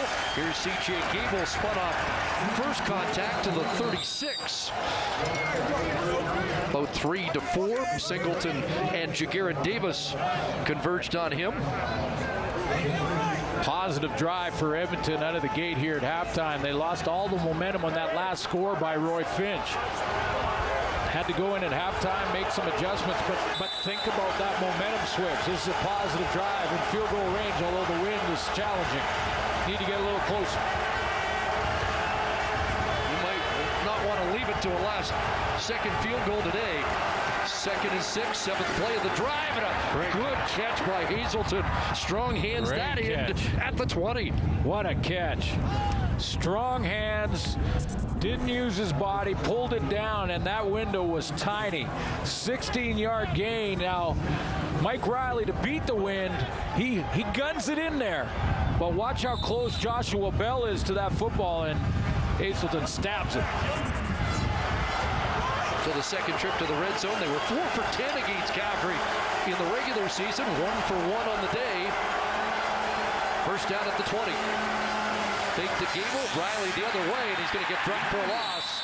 Micah Johnson there, and Brandon Smith, I believe, had moved up and made initial contact. Yeah, that's the problem with a play fake to C.J. Gable when you're running against a DB. DB has a redirect ability to play fake this way. Watch Smith come up, play the fake, and then go and track down Riley from behind. There's the fake, 28 steps and takes the fake, and then he says, oh, I can still catch you. 10-year veteran out of Sacramento State who would like to play against a former alum next week in Ricky Ray, the quarterback of the Argos. Second and long. Riley as an open man and doesn't get it to Bowman. Not a great throw in the wind. Bit of an issue too. Will be third down and the field goal unit comes on. Yeah, for the quarterbacks, and Matt Dunnigan will tell you this, it's so important to throw with that tight spiral into the wind. And if you get a chance to, you can cut through it a little bit, but if you throw anything with a little bit of a wobble on it or it's coming down in a downward spiral, it's going to catch it and push it away. So you saw the left turn on the 42-yard attempt. No chip shots today. Puts that one up and it bends again and it hits the upright. That's a dead ball, no points at all. So the wind a factor again, back to back. Sean White misses. And a promising drive for Edmonton comes up empty.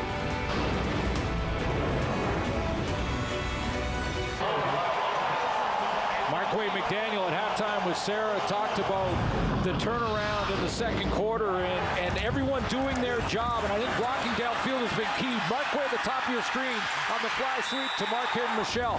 Marquay McDaniel on this key first down on a touchdown drive on the block on Radler.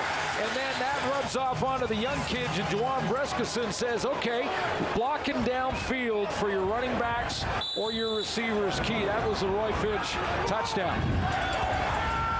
Calgary starts at the 25 after the dead ball off the upright. Almondo Sewell is back on the defensive line for Edmonton, and that pass out of the reach of Michelle. And I think we're seeing the wind is impacting both quarterbacks now. Roy Finch is not a secret, but has been the secret weapon here in this one. We talked about Messum. We talked about the receivers coming back and Bo Levi Mitchell, and that we may see a little bit of Roy Finch in the running game. Well, he's got 81 yards.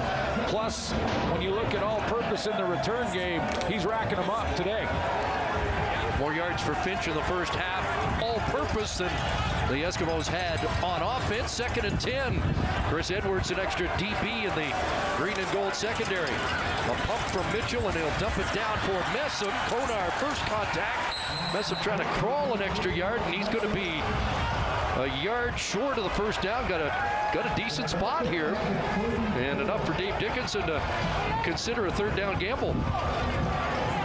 Well, it looked like Bo Levi Mitchell so good at negotiating the pocket there to get that out. It looked like someone swatted at his hands. I thought it was Odell Willis.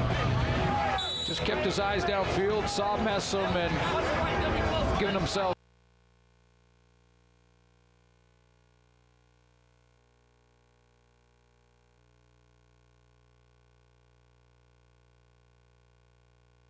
And he hands it off to Messam, who's got the first down and an extra 4 yards.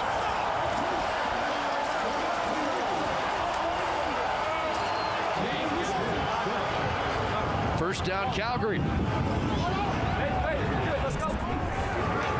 Getting a push up front. Whole line starting to get that push. You can see they fold Odell Willis.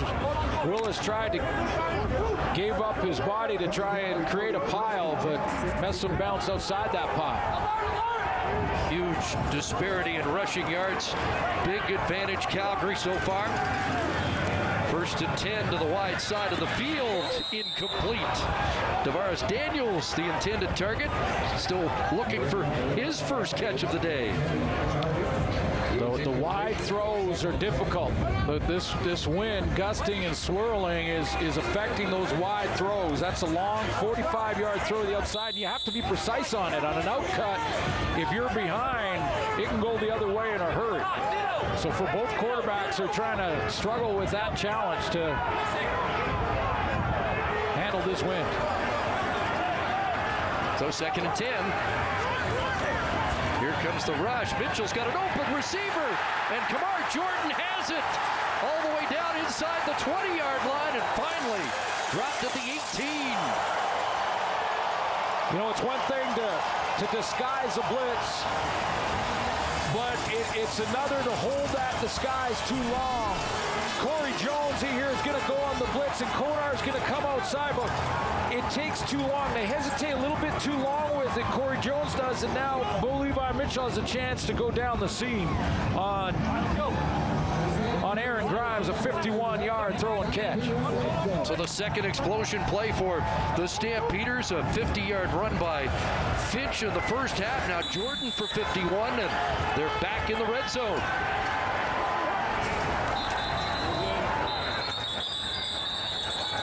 And a full start. Finch in the backfield. Same play he scored on. Tried to run again, go back to it. Pull Randy Richards, the left tackle. Get him as the lead blocker, and then just swing it out to Roy Finch. Let him work his magic in the open field. Now a different alignment comes in. Longley, Messam, Michelle all check into the offense, and Finch comes to the sidelines.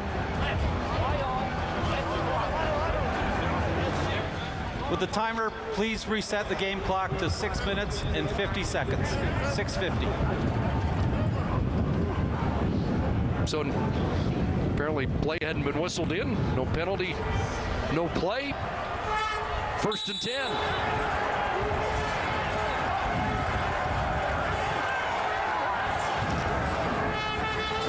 To Messam, and they tried to swing to Longley. John Chick was in the throwing lane, and they could force Mitchell to throw it wide and incomplete. Yeah, Chick was in the lane. You're right, Chris, and as was Aaron Grimes. I think he came up as well. There's Chick, and he's going to get up the field a little bit and get in that throwing lane. Aaron Grimes reads it quickly, too, and he's there making this a very dangerous throw. Forrest Hightower in the area as well. 5 sacks on the season for John Chick. Had one in the semifinal as well. He's been quiet here this afternoon. Stamps have converted 57% of second downs. Free play. Mitchell taking a shot, and not incomplete. Closest man to it was Grimes, but it looked like Sewell was offside.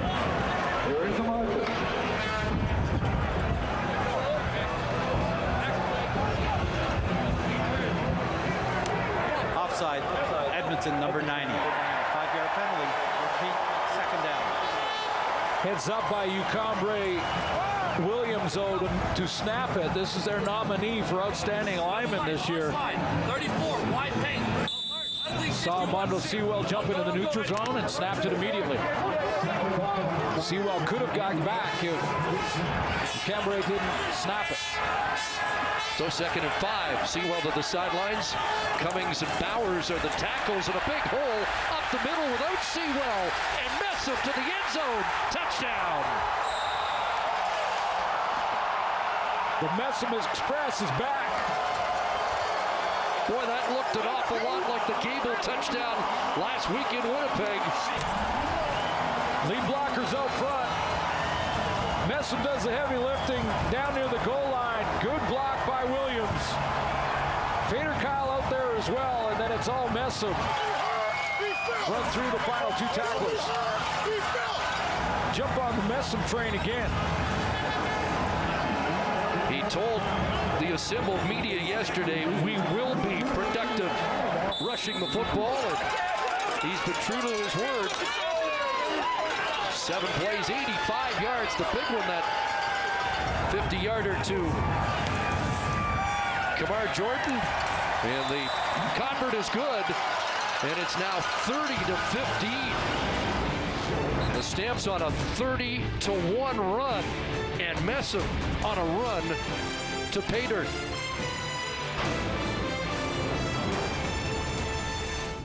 This play now, Jones is about 8 yards off the line of scrimmage, and watch you Cambrai Williams come up the field on the block, the lead block right here. Now the mistake Jones makes is that he picks a side. He's got to take the lineman on straight up and then make Jerome Messam dance behind him to find a cut lane and allow the rest of the defense to rally to it. He took a side, Williams blocked down, and away goes Messam.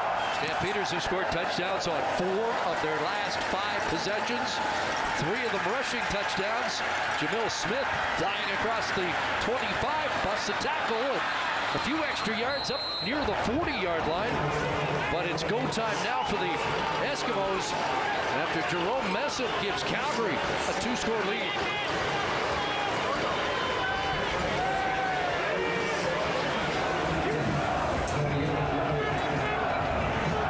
Again, it was 14-0 Edmonton, 30-1 since that point for the Stampeders. Last week it was the Eskimos scoring on 4 consecutive second-half drives, and looks like they're going to need that kind of production here to get to Ottawa. Riley looks downfield. He's got a wide open Fidel Hazelton. The catch momentum brought him out of bounds when he might have scored, but with the wind playing havoc with the football, did well to track it. Yeah, and it's moving it around, so this is not an accuracy issue for Mike Riley. This is a wind issue. Wide open on the double move. Fidel Hazelton on the sideline and corrals it. His 43-yard gain in plus territory. Big one for the Eskimos. Their second explosion play of the day. They had the 69-yard touchdown to Walker. Take the gable, a pump, and drilled inside. Intended for Zylstrup, incomplete. Ciante Evans on the corner with the breakup. He loved the challenge. Ciante Evans loved the challenge of not only the #1 receiver in the game in yardage, but a receiver that in 3 games against Calgary had over 400 yards, and he said, bring it on. I want a challenge. I'd love to cover him and just track him across the field.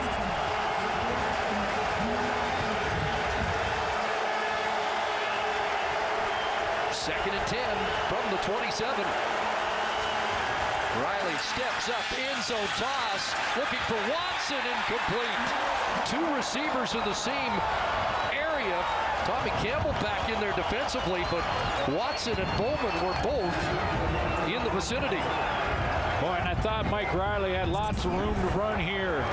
He steps up nicely. His tackles keep the rush wide. Now, again, he's got a spy in Alex Singleton. He would have had to beat him one-on-one, which is tough, but that just right through the basket on Tommy Campbell. I don't think that was deflector. Maybe Joshua Bell got his hand on it or tipped it up as it hit Campbell. Buddy Campbell mentioned yesterday they went after him twice in the last game, and he said, I should have had 2 interceptions, and he could have had one there. Well, it's been an adventure for Sean White. He's got to play it out a little further to the right, and that one does split the uprights and gets the Eskimos 3 points closer. So it's a 12-point game here in the third quarter. Campbell nearly came up with the takeaway. Dejection there as the Eskimos get 3. Well, the Stampeders fully believed despite the 3-game losing streak with more. Here again is Sarah. They sure did.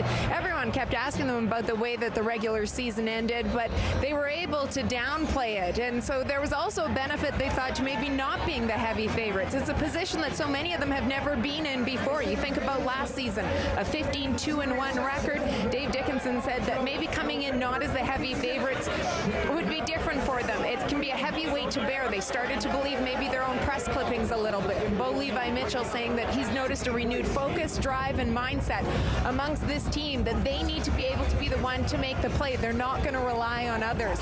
And guys, I can tell you from the sideline, perhaps though all this talk about other teams has also provided a little bit of motivation and a chip on the shoulder.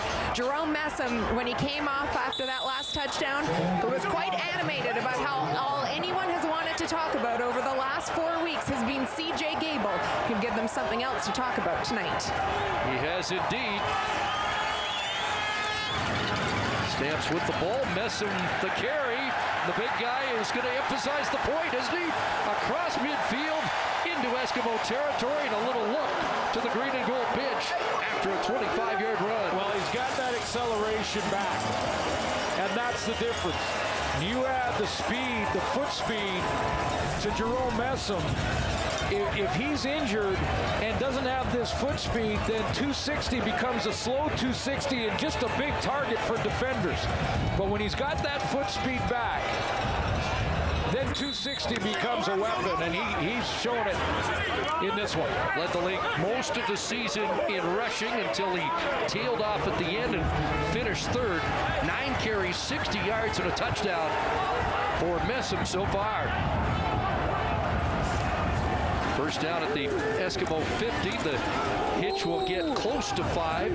That's Tavares Daniels with his first catch of the game. Well, the architect of all of this in Calgary has been John Huffnagel, and one of the stats that jumped off the page for me is that in the last 5 years, Calgary Stampeders have lost just 17 games in the last 5. 6 of them were when it didn't matter because they locked up first, and 6 straight trips to the Western Final for these Calgary Stampeders. That's sustained success. Trying to end the cycle of win one, lose one here that has happened the last 5 years. Adam Konar shaken up on that last tackle, a key component in the Eskimo defense. But think about that for a second, Chris. I mean, 17 losses in 5 years total, and 6 of them when they had locked up first place, so 11 when it mattered in the last 5 years. It is an elite run. And Dave Dickinson admitted we were in a funk, but also felt like not enough credit was given for the run to 13-1-1, the 11-game win streak, and it felt like people were starting to overlook all of the good that had been accomplished this year. They're bringing it back into focus, aren't they? They are, and I asked Bo Levi Mitchell about that shoulder and elbow that he's been playing with. It's been banged up. He's taken the brace off for this game. Said it's felt as good right now as it has all season long. Blair Smith in for Konar. On second down, Mitchell's going to take a shot. Got an open receiver and a drop for Anthony Parker when it could have been a touchdown. Boy, it's tough, though. I mean, for these receivers, it's tough to play the win because it's causing havoc even late in the play. I think that ball moved again. He had it tracked and was just looking at it right into his hands, and then it moved in the wind again. I know I'm giving him a little bit of an alibi. That one you want to make, but it is difficult to track the ball in the wind. Like catching butterflies out there right now. They're going to try a 53-yarder here. We'll make it officially a 52-yard attempt. And this is up, and it is pushed right. Jamil Smith's going to give up a point. He must have been under instructions. You often see a missed field goal, big return possibilities, but he didn't even think about it.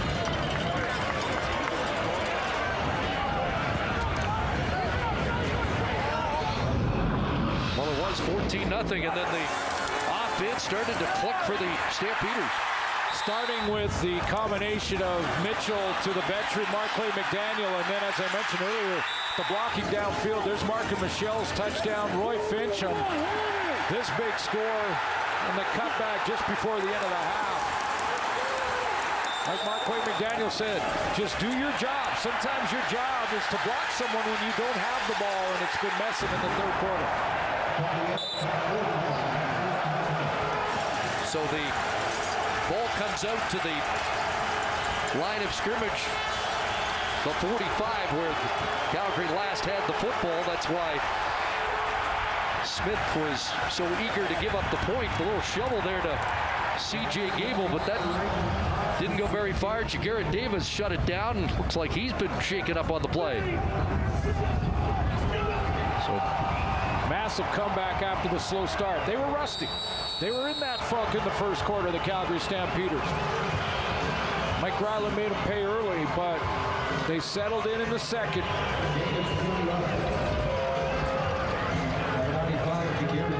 Again, Davis shaken up on the play, and so Gene Fodders will have to come in. Cordero Law was also considered this week. He has not played this year, hurt late in the preseason.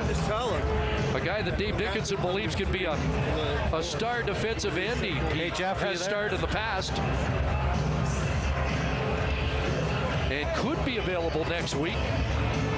Jeff in the command center, you there? Second down.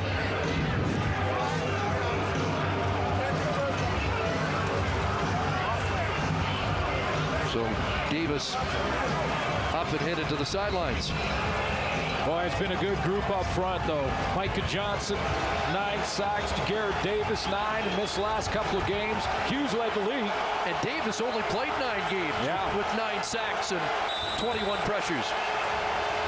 Derek Wigan had a sack in the last game versus Edmonton. 2nd and 8.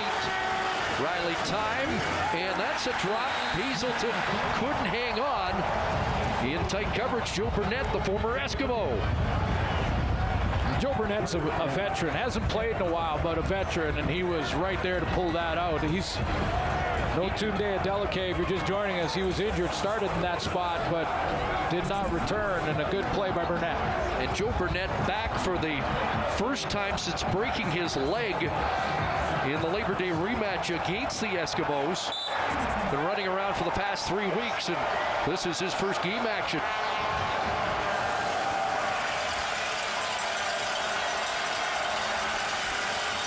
So O'Neill to kick it away, a line drive blast, and that backs Finch up, plays it on the hop, and brings it back to the 24.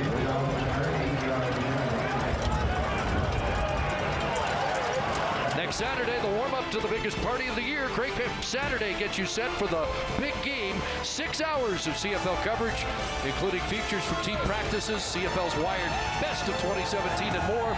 It all gets underway Saturday, noon Eastern, 9 a.m. Pacific on TSN 4 and 5 from the nation's capital.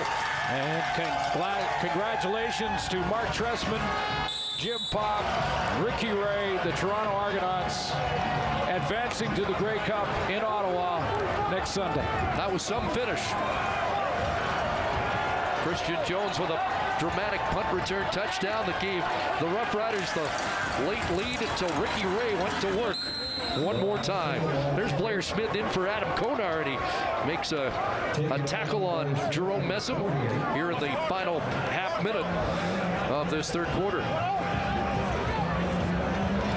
Will we have that kind of fourth quarter drama here in the Western Final? Well, based on the direction of the wind right now, when they switch around, Mike Riley will have the wind at his back in the fourth. But as I mentioned, it's been a little unpredictable.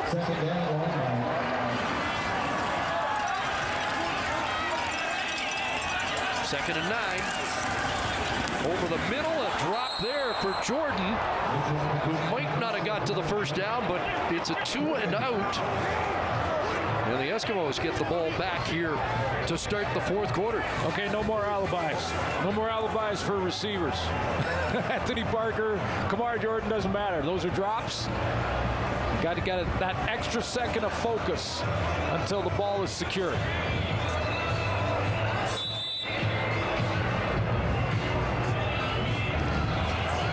Maver with Smith awaiting inside the Edmonton 40.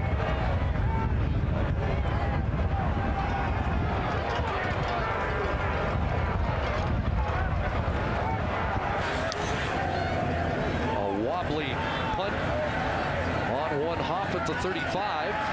Still went 50, but Jamil Smith, a decent return brought down by Adam Tebow on the final play of the third quarter. It's a 13-point lead for the home side, headed to the fourth, with the winner heading to the nation's capital to play the Toronto Argonauts in the 2017 Grey Cup. 11-0 and leading after three quarters, but the Eskimos won 4 games trailing after three quarters this year. Well, both great football teams, well-coached teams. Now for Edmonton, it's just cut it loose and maybe use C.J. Gable a little bit differently, get him out in the swing, out in the open, but you can't really run as much between the tackles. And for Gable, you mean if you're going play action, it's basically a waste of time now. We showed the stat early in the game. Brandon Zylstra at least 100 in each of the 3 games against Calgary, 1 for 9 so far. They need to get him going here in this fourth quarter early. And right now, Calgary's not doing anything special that I can see to shut down Brandon Zylstra. They're playing their normal coverages. They do occasionally bring in the extra DB. So they start at the 47-yard line. They do go to Gable and get past it. First down yardage. In fact, a first down run for C.J. Gable.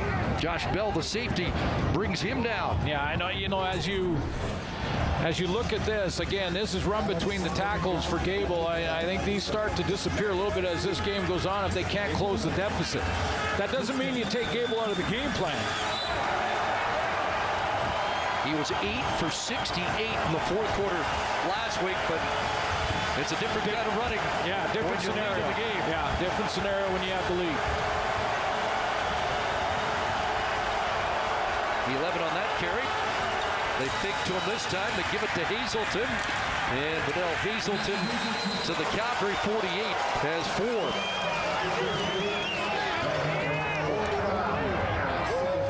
Well, against Calgary, and for the entire season, this has been Zylstra time. 10 games over 100 yards, 3 against Calgary.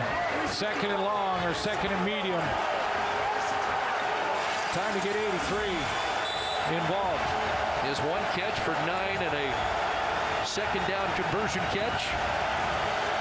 Offense trying to stay on the field here. 5 receivers out, Walker the catch, and Walker's got a first down inside the 40 and goes over 100 yards with that reception. He's got some targets now.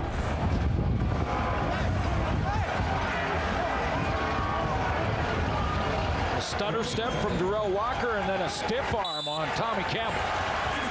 That was the A stiff arm. To the Stamps 38. Trying to reel this back into a one-score game. Pressure on. Riley in trouble, and he is dropped. Charleston Hughes, who led the Canadian Football League in sacks, had 2 in the regular season against Edmonton, 11 for the season, and a big one here. Check the splits here. They're going to isolate him on Colin Kelly, the right tackle. Real wide split for Charleston Hughes, and the tackle steps down, leaves him free off the edge. Can't leave him free. Had the t-shirt on yesterday that he made up. I sack. That's what he does. That's what he does. 99 in his regular season career, matching a Stampeder record. Second and long, Riley steps up, gets it away. Zylstra the target, incomplete. And he has had blanket coverage all afternoon. Brandon Smith there again.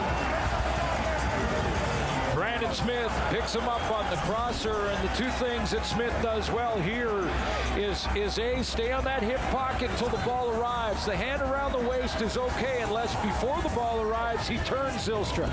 He doesn't do that, so he doesn't draw the penalty flag. Textbook coverage by the veteran Brandon Smith. Didn't play the first 6 games, and Stampeders secondary gave up a lot of yardage early in the year, and then consolidated when he got back. So O'Neill looks to pin the Stamps here. Trouble on the snap, got it away, but not very far. That'll bounce around the 30 off the fingertips, and they're going to call the no yards penalty.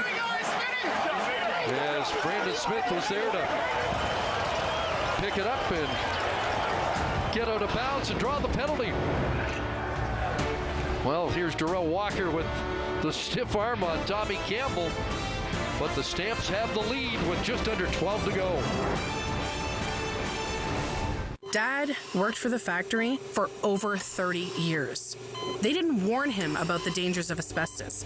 Now, he has mesothelioma. You or someone close to you has been diagnosed in the last 3 years with mesothelioma. Miskin Law works primarily with mesothelioma claims and could help you qualify for compensation. But you must start a claim within 3 years after diagnosis. Go to asbestoscanada.com. Miskin Law. Canadian lawyers fighting for Canadians.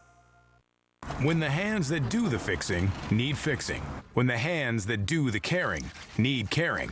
That's a job for O'Keeffe's Working Hands. Guaranteed relief for extremely dry, cracked hands. Also available in O'Keeffe's for... What we noticed on that last snap was Odell Willis instead of Levi Steinauer. He does it all, and getting a report on what happened to Steinauer, but in the meantime, that snap blown away was from defensive end Odell Willis. And after the punt and penalty, Stamps will start at their 42, and Mitchell's going to go downfield. Well, is it a drop? Yes, it is. Incomplete. Jordan unable to hang on to that as the receivers are fighting it here in the second half. Yeah, they really are. Because that throw was nice timing throw to the outside to the numbers. I thought Bully by Mitchell gave him a real good opportunity. Tight spiral there. He dove for it. I'd come up with that one, especially at playoff time. It didn't look like any wind issues on that. They didn't hear. I said no more alibis. They don't listen to old DBs, I don't think. That's a good point. 2nd and 10. Pressure on, and Mitchell's going to be dropped for the first time. John Chick was first to make contact, and Euclid Cummings cleans up and registers the sack.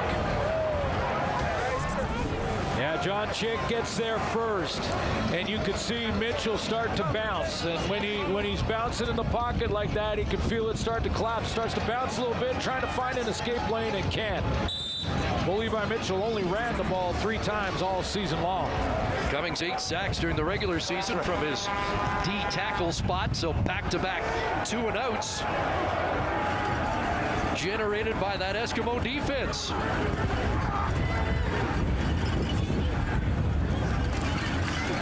Pressure on Mabrew. Got away a line drive boot.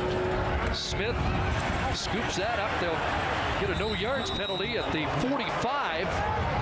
Decent field position for Mike Riley, who has to make things happen now. Time becoming a factor. Get McMahon on what was balmy, now blustery November Sunday afternoon with a trip to the Great Cup game on the line. Eskimos football at their own 50-yard line. Riley couldn't find anybody on that side of the field. Now under pressure, throws it away. And it will be 2nd and 10. Yeah, watch how they're trying to, and now I'm watching a little bit of Zylstra and a little bit of extra coverage. Here's Zylstra trying to run this curl. They line him up wide this time, and Riley trying to look over there and watch how Deontay Evans going to drop him. He stays deep, and he's picked up underneath right here. This is almost dropping him off to make sure that the secondary knows where Brandon Zylstra is. Just 6 for 18 on second down. During the year, they were over 40% on second and long. Second and 10 here. Pocket collapsing.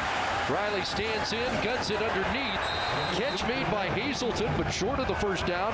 Adam Tebow's in that secondary right now. A veteran reserve player in his 4th year. And on 3rd and 4? Eskimos are staying out. He has come in for the extra DB, just in coverage, knowing the situation and the score, and that Riley's going to try and start pushing the ball. 3rd and 3.5, and they're going for it with 9 minutes left.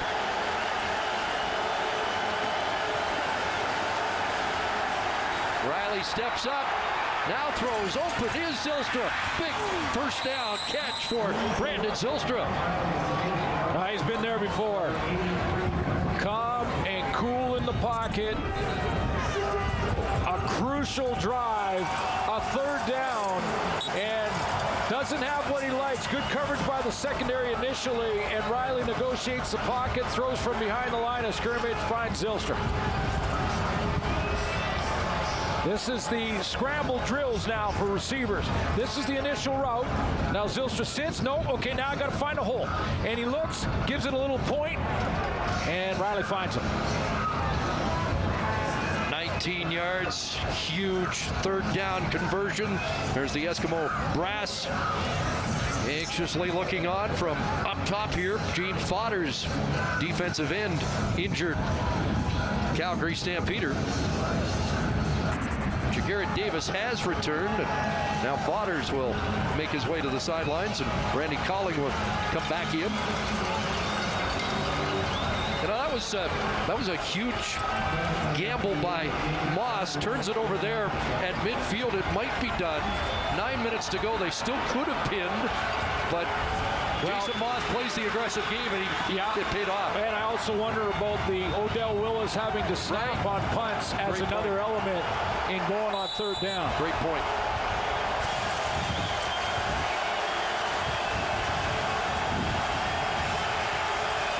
So 1st and 10, draw to Gable. And Gable down to the 30. Maybe 3 to 4. You get the feeling, the way that the Calgary secondary is covering right now, that if Edmonton's coming back, Riley's going to have to create, like he did on the 3rd down play to Zylstra. He's going to have to create with his legs, get outside of contain, and make it happen once the initial routes are broken. Just 5 carries, 13 yards in the game as his parents look on from the sidelines.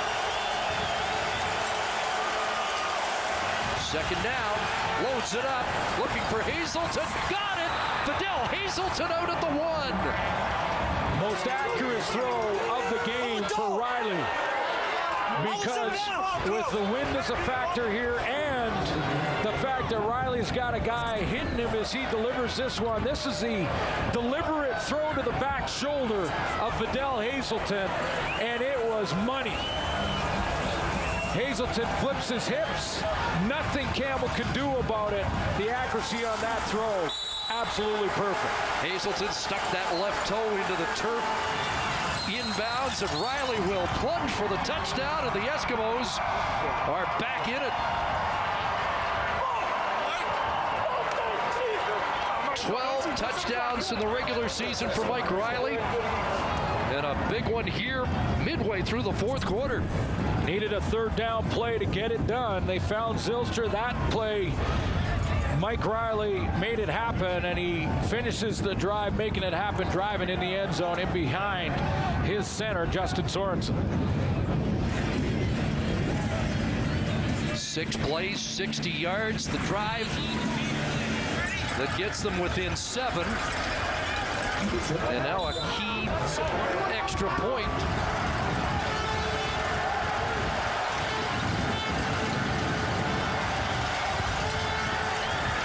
And it is up, and it is good.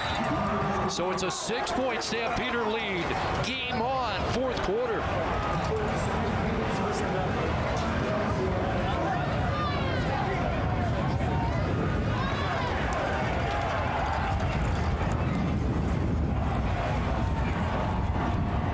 So Mike Riley with that big connection down the sideline to Hazelton, and then the sneak for the touchdown. Play still very much in doubt. Mike Riley took a big shot on the completion to Hazelton, but able to score on the next play.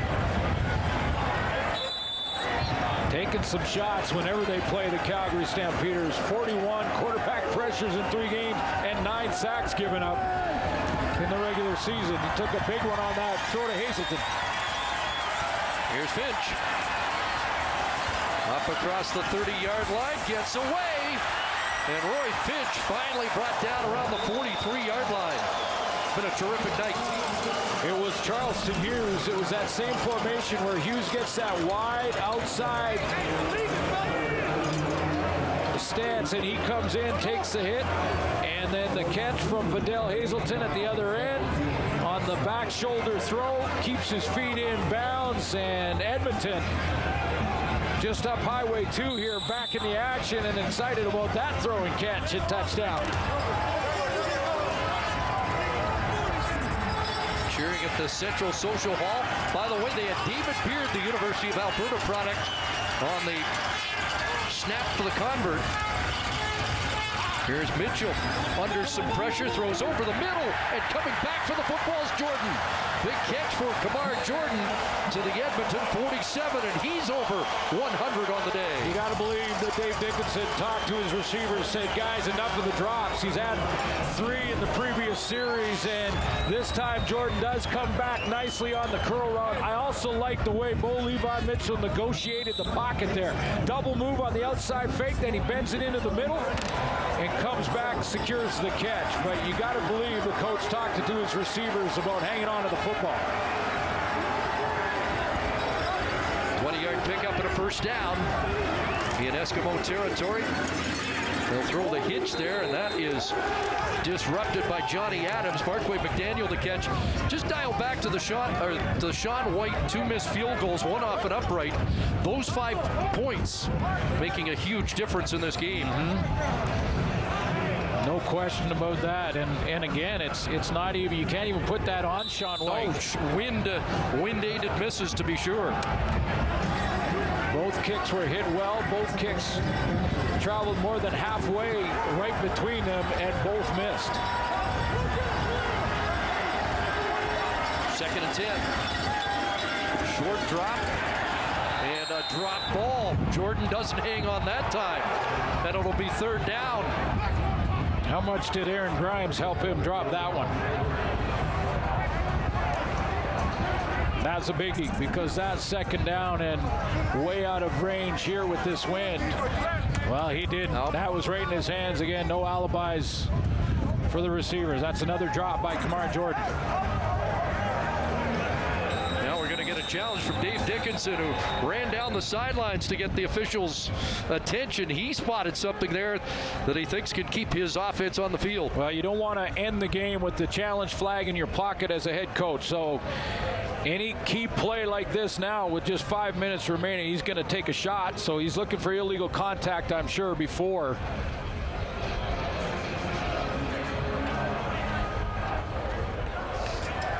Calgary is challenging that there was illegal contact on their receiver, number 89.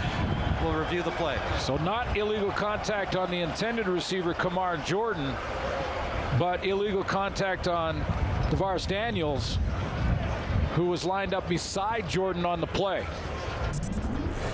Take a look at him, and I think Dickinson picked something up here, or at least his coaches upstairs, because that's past the 5-yard, and you can see how aggressive the coverage up on the outside. Not the intended receiver, but you got to let the receiver go after 5 yards.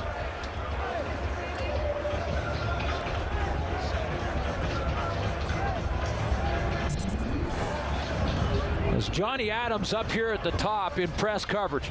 Now take a look at where they are on the field. Now past 5, and Adams still got him tied up. Now, again, they didn't throw the ball to him, but they had to stop making contact at the 42, and he continued to have him tied up around the 40, so we'll see if they get confirmation of that.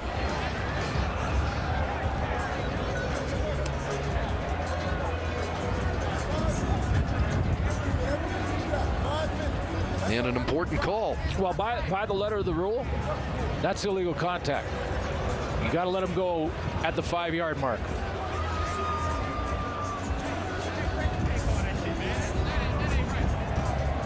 Taking their time with the call, though. That's deep.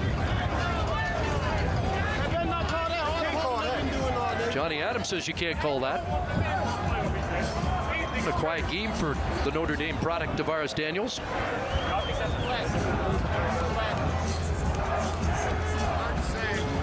Taking a while on this one.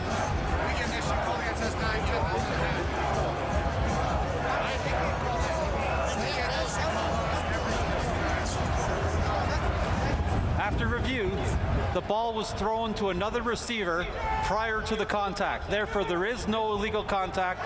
The ruling on the field stands. It will be third down. Well, they're saying the ball out of the hands before it passed 5 yards. Dave Dickinson begs to differ. He's saying it doesn't matter, but if the ball was thrown before they got past the 5, then it doesn't matter. Yeah, exactly. So this is Johnny Adams. The timing, just take a look at it now. At 5, it's about there, and the ball's gone. That's good call, and the correct call by the officials, and I didn't factor that in. It's illegal contact past 5, no question, but the ball was gone before they got past 5. Hence the delay in making the call. Line drive boot, and they're going to let that bounce in. And this will make it a 7-point game.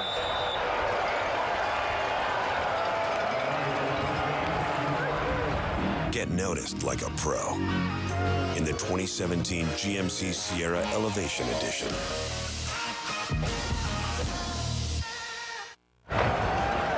Well, you can discuss the merits of giving up the single. I think field position pretty critical here, that even though you don't want to give up the 7-point difference, Jason Moss opts for that. You're a possession away. Start at 35. You're a possession away. You're a major away. I think I'd give up the point there. Get the field position. If it was 8, you're not likely giving up the 9th. No, but no. Now you're into 2 possessions.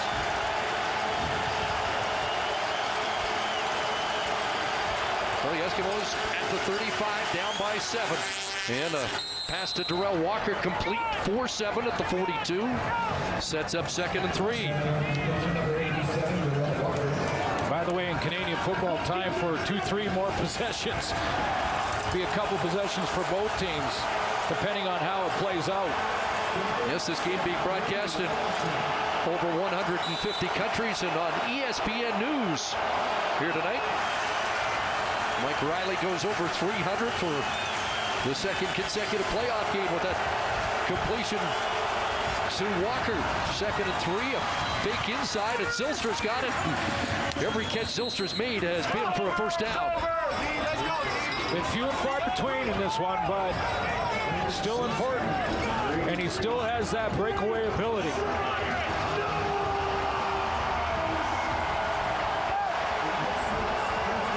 Been a clean football game on either side without any turnovers. If one's made now, it might decide the whole issue.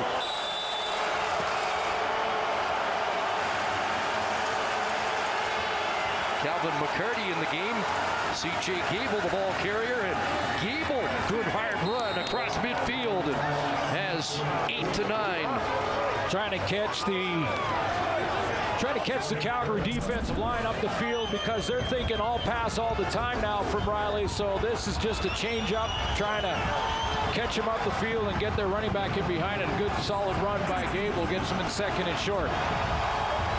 Got 8, 2nd and 2. Gable at 51 yards rushing in the game.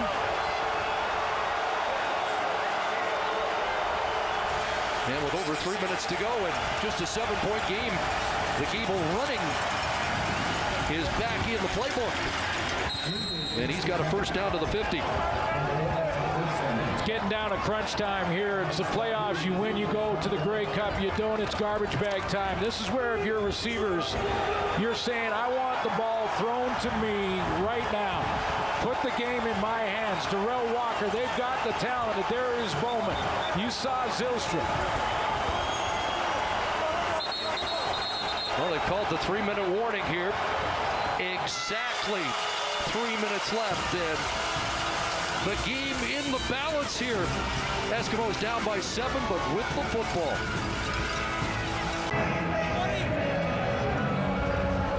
Wheels turning on the sidelines. Jason Moss trying to engineer a game-tying touchdown drive. Dave Dickinson and Bo Levi Mitchell already getting ready for their next series, if and when it happens.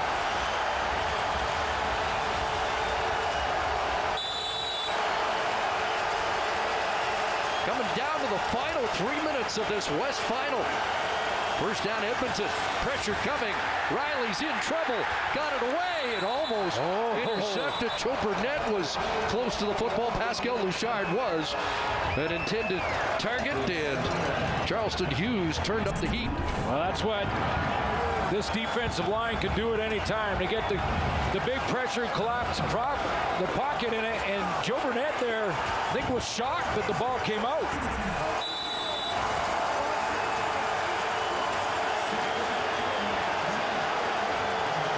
He's been there before, Charleston Hughes.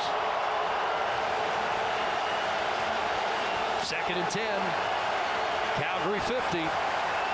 Better protection. Looking for Darrell Walker, and almost picked off on the tip. As Deontay Evans in coverage and Jamar Wall in the neighborhood. Well, Chris, as much as the receivers want the ball, the great DBs want it thrown in their zone. Deontay Evans right now is saying, throw the ball to my man. Let me make the play. Let me step up. That's a great undercut of Darrell Walker to get the ball out. Jamar Wall had a shot at it. 2:40 to go. They're not going to punt and pin. They're going to go for it on 3rd and 10. Riley's got to create here. Throws over the middle. Zylstra again. He threw a strike to Brandon Zylstra. 4th catch and back-to-back 3rd down conversion catches for Brandon Zylstra. Devon Claybrooks goes with a zone look, and he's got Zylstra. Mike Riley's got Zylstra on the dig route right over the middle, in between the zones and in behind the linebacking core, but in front of the secondary. So Claybrooks decides to go away from the man coverage that's been working, goes to the zone, 31-yarder, keeps it going for Edmonton. Huge for Zylstra. Very quiet early. 4 catches, 65 here on the night now. Now ball was blown out by the wind here. They got to reset it. Please reset the game clock to 2 minutes and 32 seconds. 2:30. Get that done quickly. Time for a few possessions yet. For the Eskimos knocking at the door, back-to-back red zone for the Edmonton Eskimos. Looking for back-to-back touchdowns to even the score, but Gable gets sliced down in the backfield. Joe Burnett is there. And a huge play for Burnett, replacing the injured Tunde Adeleke. Interesting play call for Edmonton to go along the line of scrimmage like this and run this type of play that forces Gable wide. It just allows Calgary to rally to it, and what a play by Joe Burnett to step up and make that tackle. Little run support from the secondary guys. 2nd and long, the 9th play of the drive. Now back at the 22. Gable releases, time to throw underneath for Bowman with that straight arm, and Bowman forced out of bounds at the 13-yard line. I was going to say he doesn't need the first, he just needs to get it close, and then they can go again on 3rd down. Now, I'm going to bring it up because conventional wisdom and the no-brainer would be if Riley scores, he takes the extra point, but with the wind and the fact that their center is down, could you imagine if they score going for 2 in the win or the loss if they don't get it. Well, here's an even more interesting decision. I think they're going to kick the field goal here with 1:56. Wow. They went 3rd and 10 in midfield, but now they're going to go change of field strategy. Goal 3rd and 4. Change of strategy to go way back. It is David Beard who is the long snapper. A little surprised by this. I am. Went for it the first 3rd down and not this one. Sean White makes it. So it's a 4-point game. They're still going to need a touchdown to win. Wow, that just avoids overtime. That's an interesting decision because for Jason Moss now, I mean, he went for it on 3rd down 3 plays ago with a chance to probably take themselves out of a chance to come back in this game, and then with 4 yards to go, don't gamble here, and they're going to give Dave Dickinson, Bo Levi Mitchell a chance to kill the clock. Remember, Jerome Messum's over 100 yards rushing. Roy Finch has chipped in. I mean, they're closing in at 200 yards rushing as a team and can grind it out here. Well, clearly he's put it in the hands of his defense. Jason Moss has. Unless they're going to try an onside. Now you have to kick. This is a rule change. You can't just take possession of the ball. Now Edmonton's going to have to kick it off.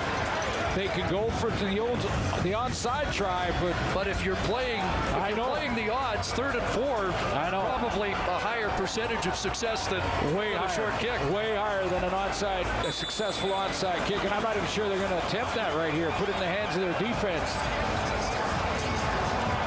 Yeah, they still need the touchdown that they would have needed even if they were unsuccessful 3rd and 4. It's a bit of a surprise. Yep. Finch readjusts to reel that in, and now looks for positive yards. Well, good downfield cover. That was terrific special teams play from Josh Woodman. Now Jason Moss, Chris, needs his defense. His defense. Now his strategy, it looked to me, changed while that series was going on. So let's see if his defense gives Mike Riley one more shot, and then all they need is field goal range after that for the tie. So Mike Benavides' defense needs to stop Bo Levi Mitchell's offense. A couple of first downs away from a trip to Ottawa. A shocking decision, really.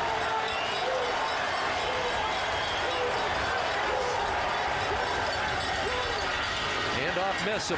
That shouldn't surprise anybody. That's a big gain on first down for Messam.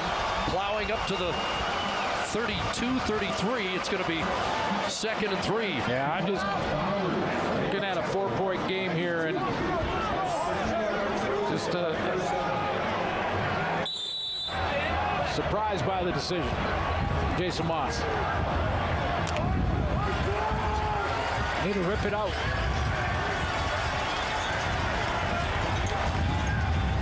Stampeders 9 from 19. Trying to get to 50% on this play as it's Cote brought down but falls forward for a big first down.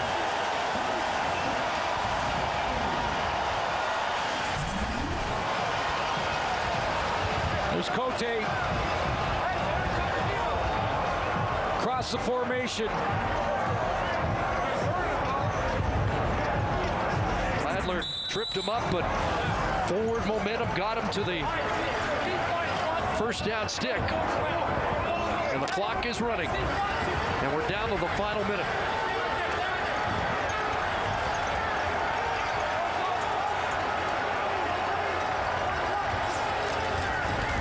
Back to Messam. Nothing doing. Well, lots of time ripped off the clock there. Blair Smith the tackle. If the Eskimos get it back on a stop here, they'll have about 20 seconds remaining, and they need a touchdown. I'm wondering if Moss thought it was a 6-point game at the time. Either that or he got nervous about your 2-point convert decision. Well, but that one would seem more... Because if it was a 2-point or if it was a 6-point game at the time of that decision, he's got a chance to get the stop and the field goal to tie, and I think that might have been the issue. Only Jason Moss knows. Well, they need the stop here. Messam straight ahead, and he will be corralled. 24 seconds remaining. Third down, and the Eskimos will have time for 1 or 2 plays.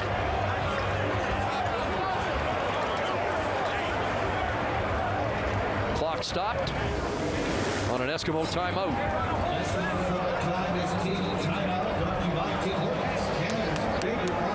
Well, it's going to be the decision that's going to be highly scrutinized. I think it has something to do with the score. Remember Jalil Smith when he gave up the single to make it a 7-point game, not a 6-point game. In fact, for a few seconds there, I was thinking it was a 6-point game.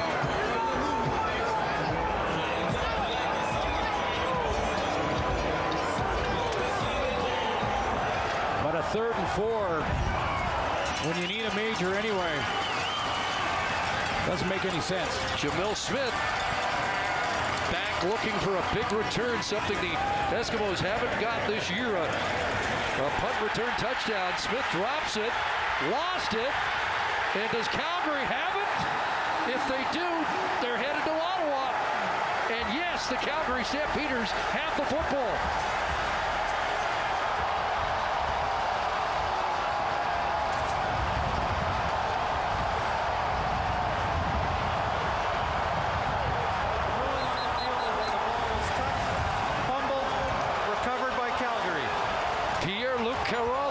Snapper comes up with the football and that ticket to the nation's capital.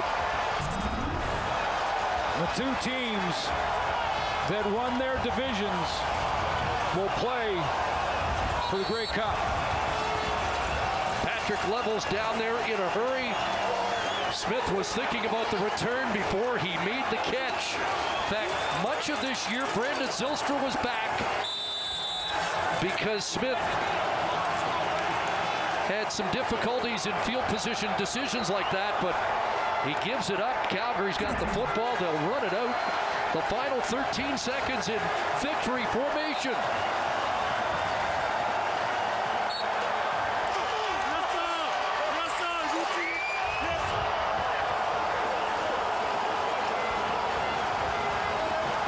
I wonder if he thought it was a 6-point game.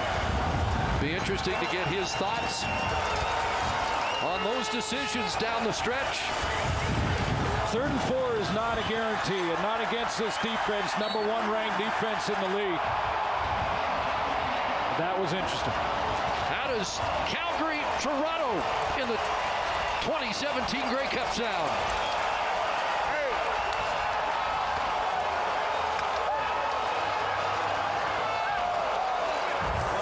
The 3-game losing streak for Calgary's over, and the best in the West is headed to the Grey Cup.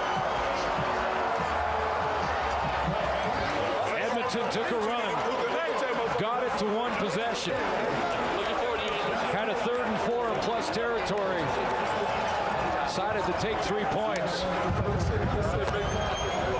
But full credit to Calgary Stampeders after a slow start. Oh, they took an early punch. A slow start is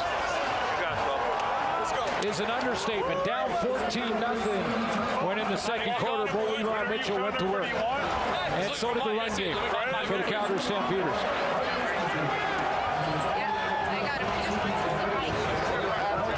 6 straight wins for Edmonton until a defeat here at the hands of their Alberta rivals. 2 great Warriors congratulate each other.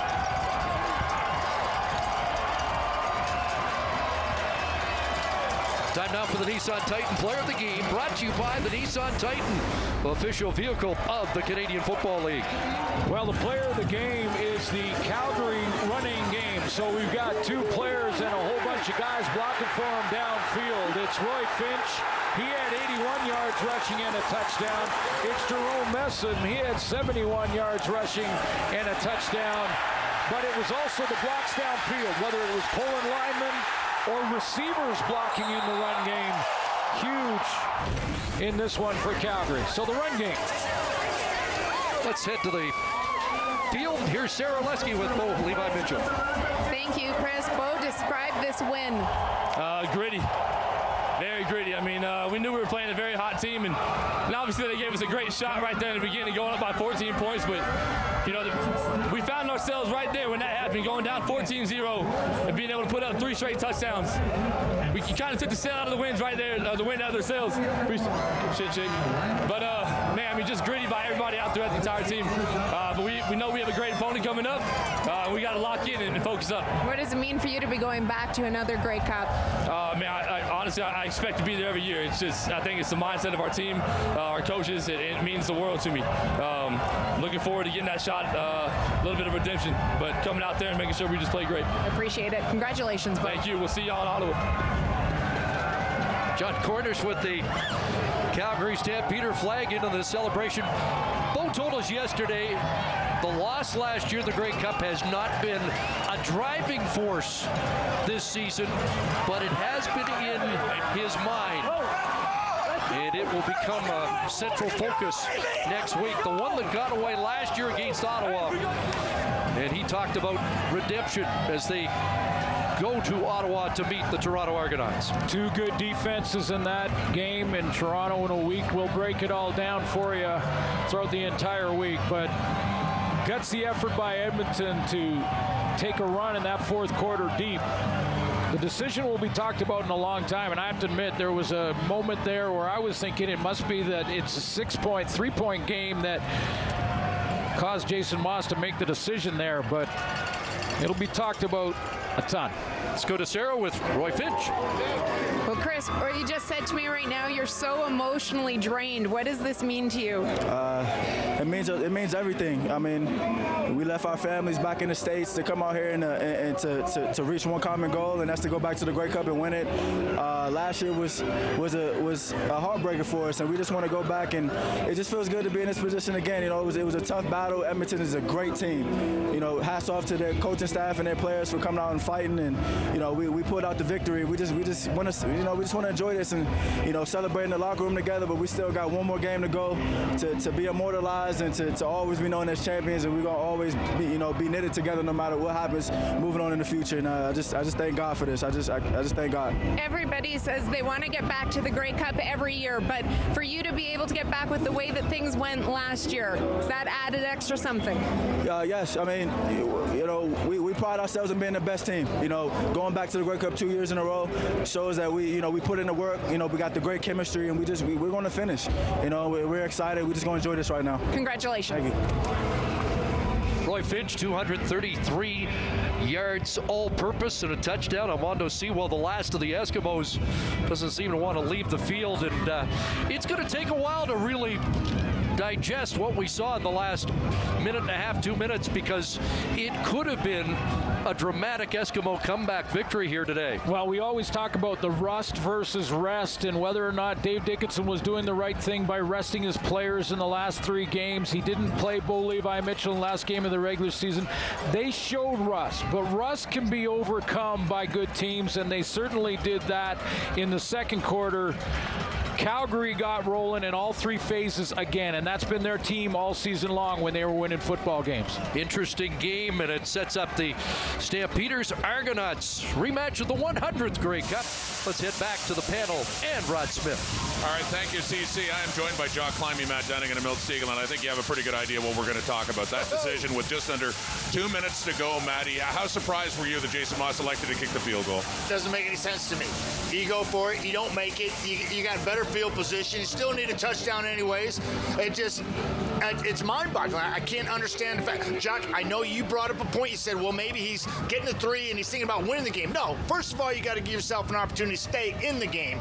And that decision is mind-boggling. And what baffles me is they had other chances when they had, 3rd and 10, and they went for it and they got it. Right. But you have 3rd and 4, and you can score. And like Matt said, if you don't score, Calgary's offense is still backed up. So you're in the same situation you were, even if you kicked the field goal. So I just don't understand what he was thinking. I don't understand if other coaches were saying stuff to him, if players were saying stuff to him, but that was definitely the wrong decision. Yeah, and it happens that coaches just have a brain freeze in those types of situations, and it's not an excuse. And Jason Moss will probably think about that for the rest of his life, unless there was some piece of information that we don't have that we're going to find out. Right. That to me is a coach overthinking, and that happens. I've seen it happen. We've all seen it happen many times. You overthink the situation. You think, I'm going to kick a field goal. I'm going to kick it deep. We're going to hem them deep. We're going to get a 2 and out. We'll get a punt. Well, the ball midfield will go. We'll score. And we're going to the Grey Cup. And that's what you're thinking, and you're not thinking clearly. As analysts, it's our jobs to go through the scenarios and to think about what he could have been contemplating in that situation. Well, Glenn Suter and CC were talking about certainly their woes at long snapping and short snapping, but that wasn't a problem because they chose to snap the ball on a short field goal, and then they kick the on-swing kickoff. They kick it to one of the most dangerous players in the Canadian Football League, Roy Finch, and to me that's a double negative there. Giving Calgary another opportunity to put it down your throat. Run the clock. And that's exactly what they did. Makes me feel badly for the players. You guys remember what that's like. Yes. When you feel a coach has cost you a game. Right. It's one thing when you feel as a player or another player, because you're out there, you're facing the bullets. When you feel a coach has made a decision that takes a game away from you. Jack, I've been there as a quarterback, and I've lost Grey Cup by throwing an interception, right? And that never leaves you. And I feel bad for Jason Moss, the Edmonton Eskimos. So I'm happy for the Calgary Stampeders. Right. Oh, without a doubt. They got the job done. They came back from taking the blows early in the first quarter, but boy, this is going to be tough. And that's Jason not Moss. the only reason why they lost, but that's what's going to be talked about. That's right. It was bad enough that it happened, and it happened at the end of the game, when you had an opportunity to win the game. Your team, of course, they started off well, then they lost some momentum, then they were getting it back. They were right down there. Your team is feeling good. Offense is feeling good. Wins at your Go back. for it right there. That's your opportunity. So that's what's going to be asked of him. Why did you make that decision? But just to shift the focus for a moment. I mean, we're looking at a bunch of Calgary Stampeders who are, with good reason, very, very happy with their performance today. This is a team everyone talked about, and we were guilty of this. It's been pretty much nothing but Edmonton Eskimos for the last 3 weeks because justifiably so. 3 weeks in the first couple of possessions of this game, too. That's right. It was looking like, this is what we're all talking about. But this football team has a depth of character and just plain depth of talent and depth of character that has resulted in this victory. They answered the bell. And they are thinking about redemption after the Grey Cup that got away in overtime last year here at BMO Field. We go back to Calgary now for the presentation to Sarah Orleski. Well, for the third time in 4 seasons and for the second consecutive year, the Calgary Stampeders have won the Western Division Final here at McMahon Stadium and booked their trip to the Grey Cup.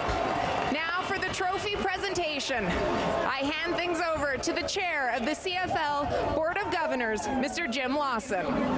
Ladies and gentlemen, it's my great honor to congratulate the Calgary Stampeders as Western Division champs and to call up Coach Dickinson to present the Western Trophy.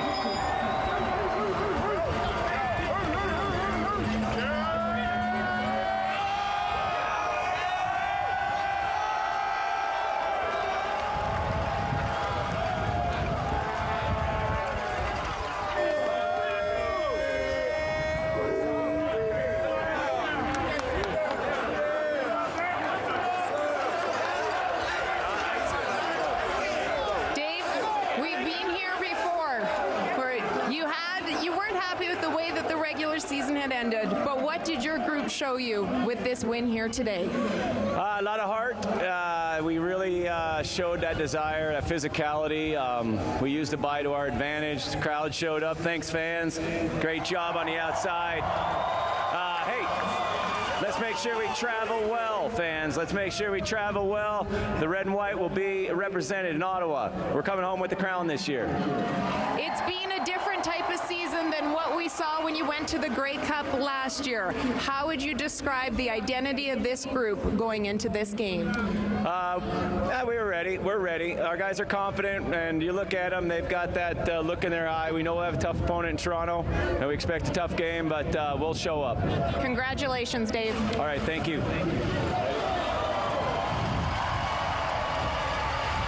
All right, congratulations to the Calgary Stampeders. Just running back from the Grey Cup last year when it was Dave Dickinson getting all the heat for his decision late in the game inside the 5-yard line when the Stampeders came up short. Dickinson is thumbs up today. It'll be Jason Moss under scrutiny, and Dave Dickinson and the Stamps get ready for that redemption tour to Ottawa. Well, you have to get back to the game to redeem what happened the year before. So as you mentioned, what happened last year in the Cup for Calgary is going to be forefront in their mind now to make sure it doesn't happen again. You mentioned Dave, you heard Dave Dickinson say they've got a great opponent in the Toronto Argonauts that they respect. But this is a team, we come into this game, Chris, we said, can they flip the switch? Can good teams flip the switch and get back to the level of intensity necessary to win a playoff game? Calgary got it done. So next Sunday, the 105th Grey Cup game kicks off.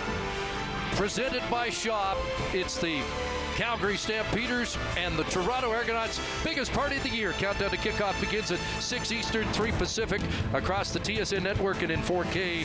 Extended pregame coverage beginning at 1 Eastern, 10 a.m. Pacific, and of course, all week long on SportsCenter as we set you up for the big game. Ricky Ray against Bo Levi Mitchell.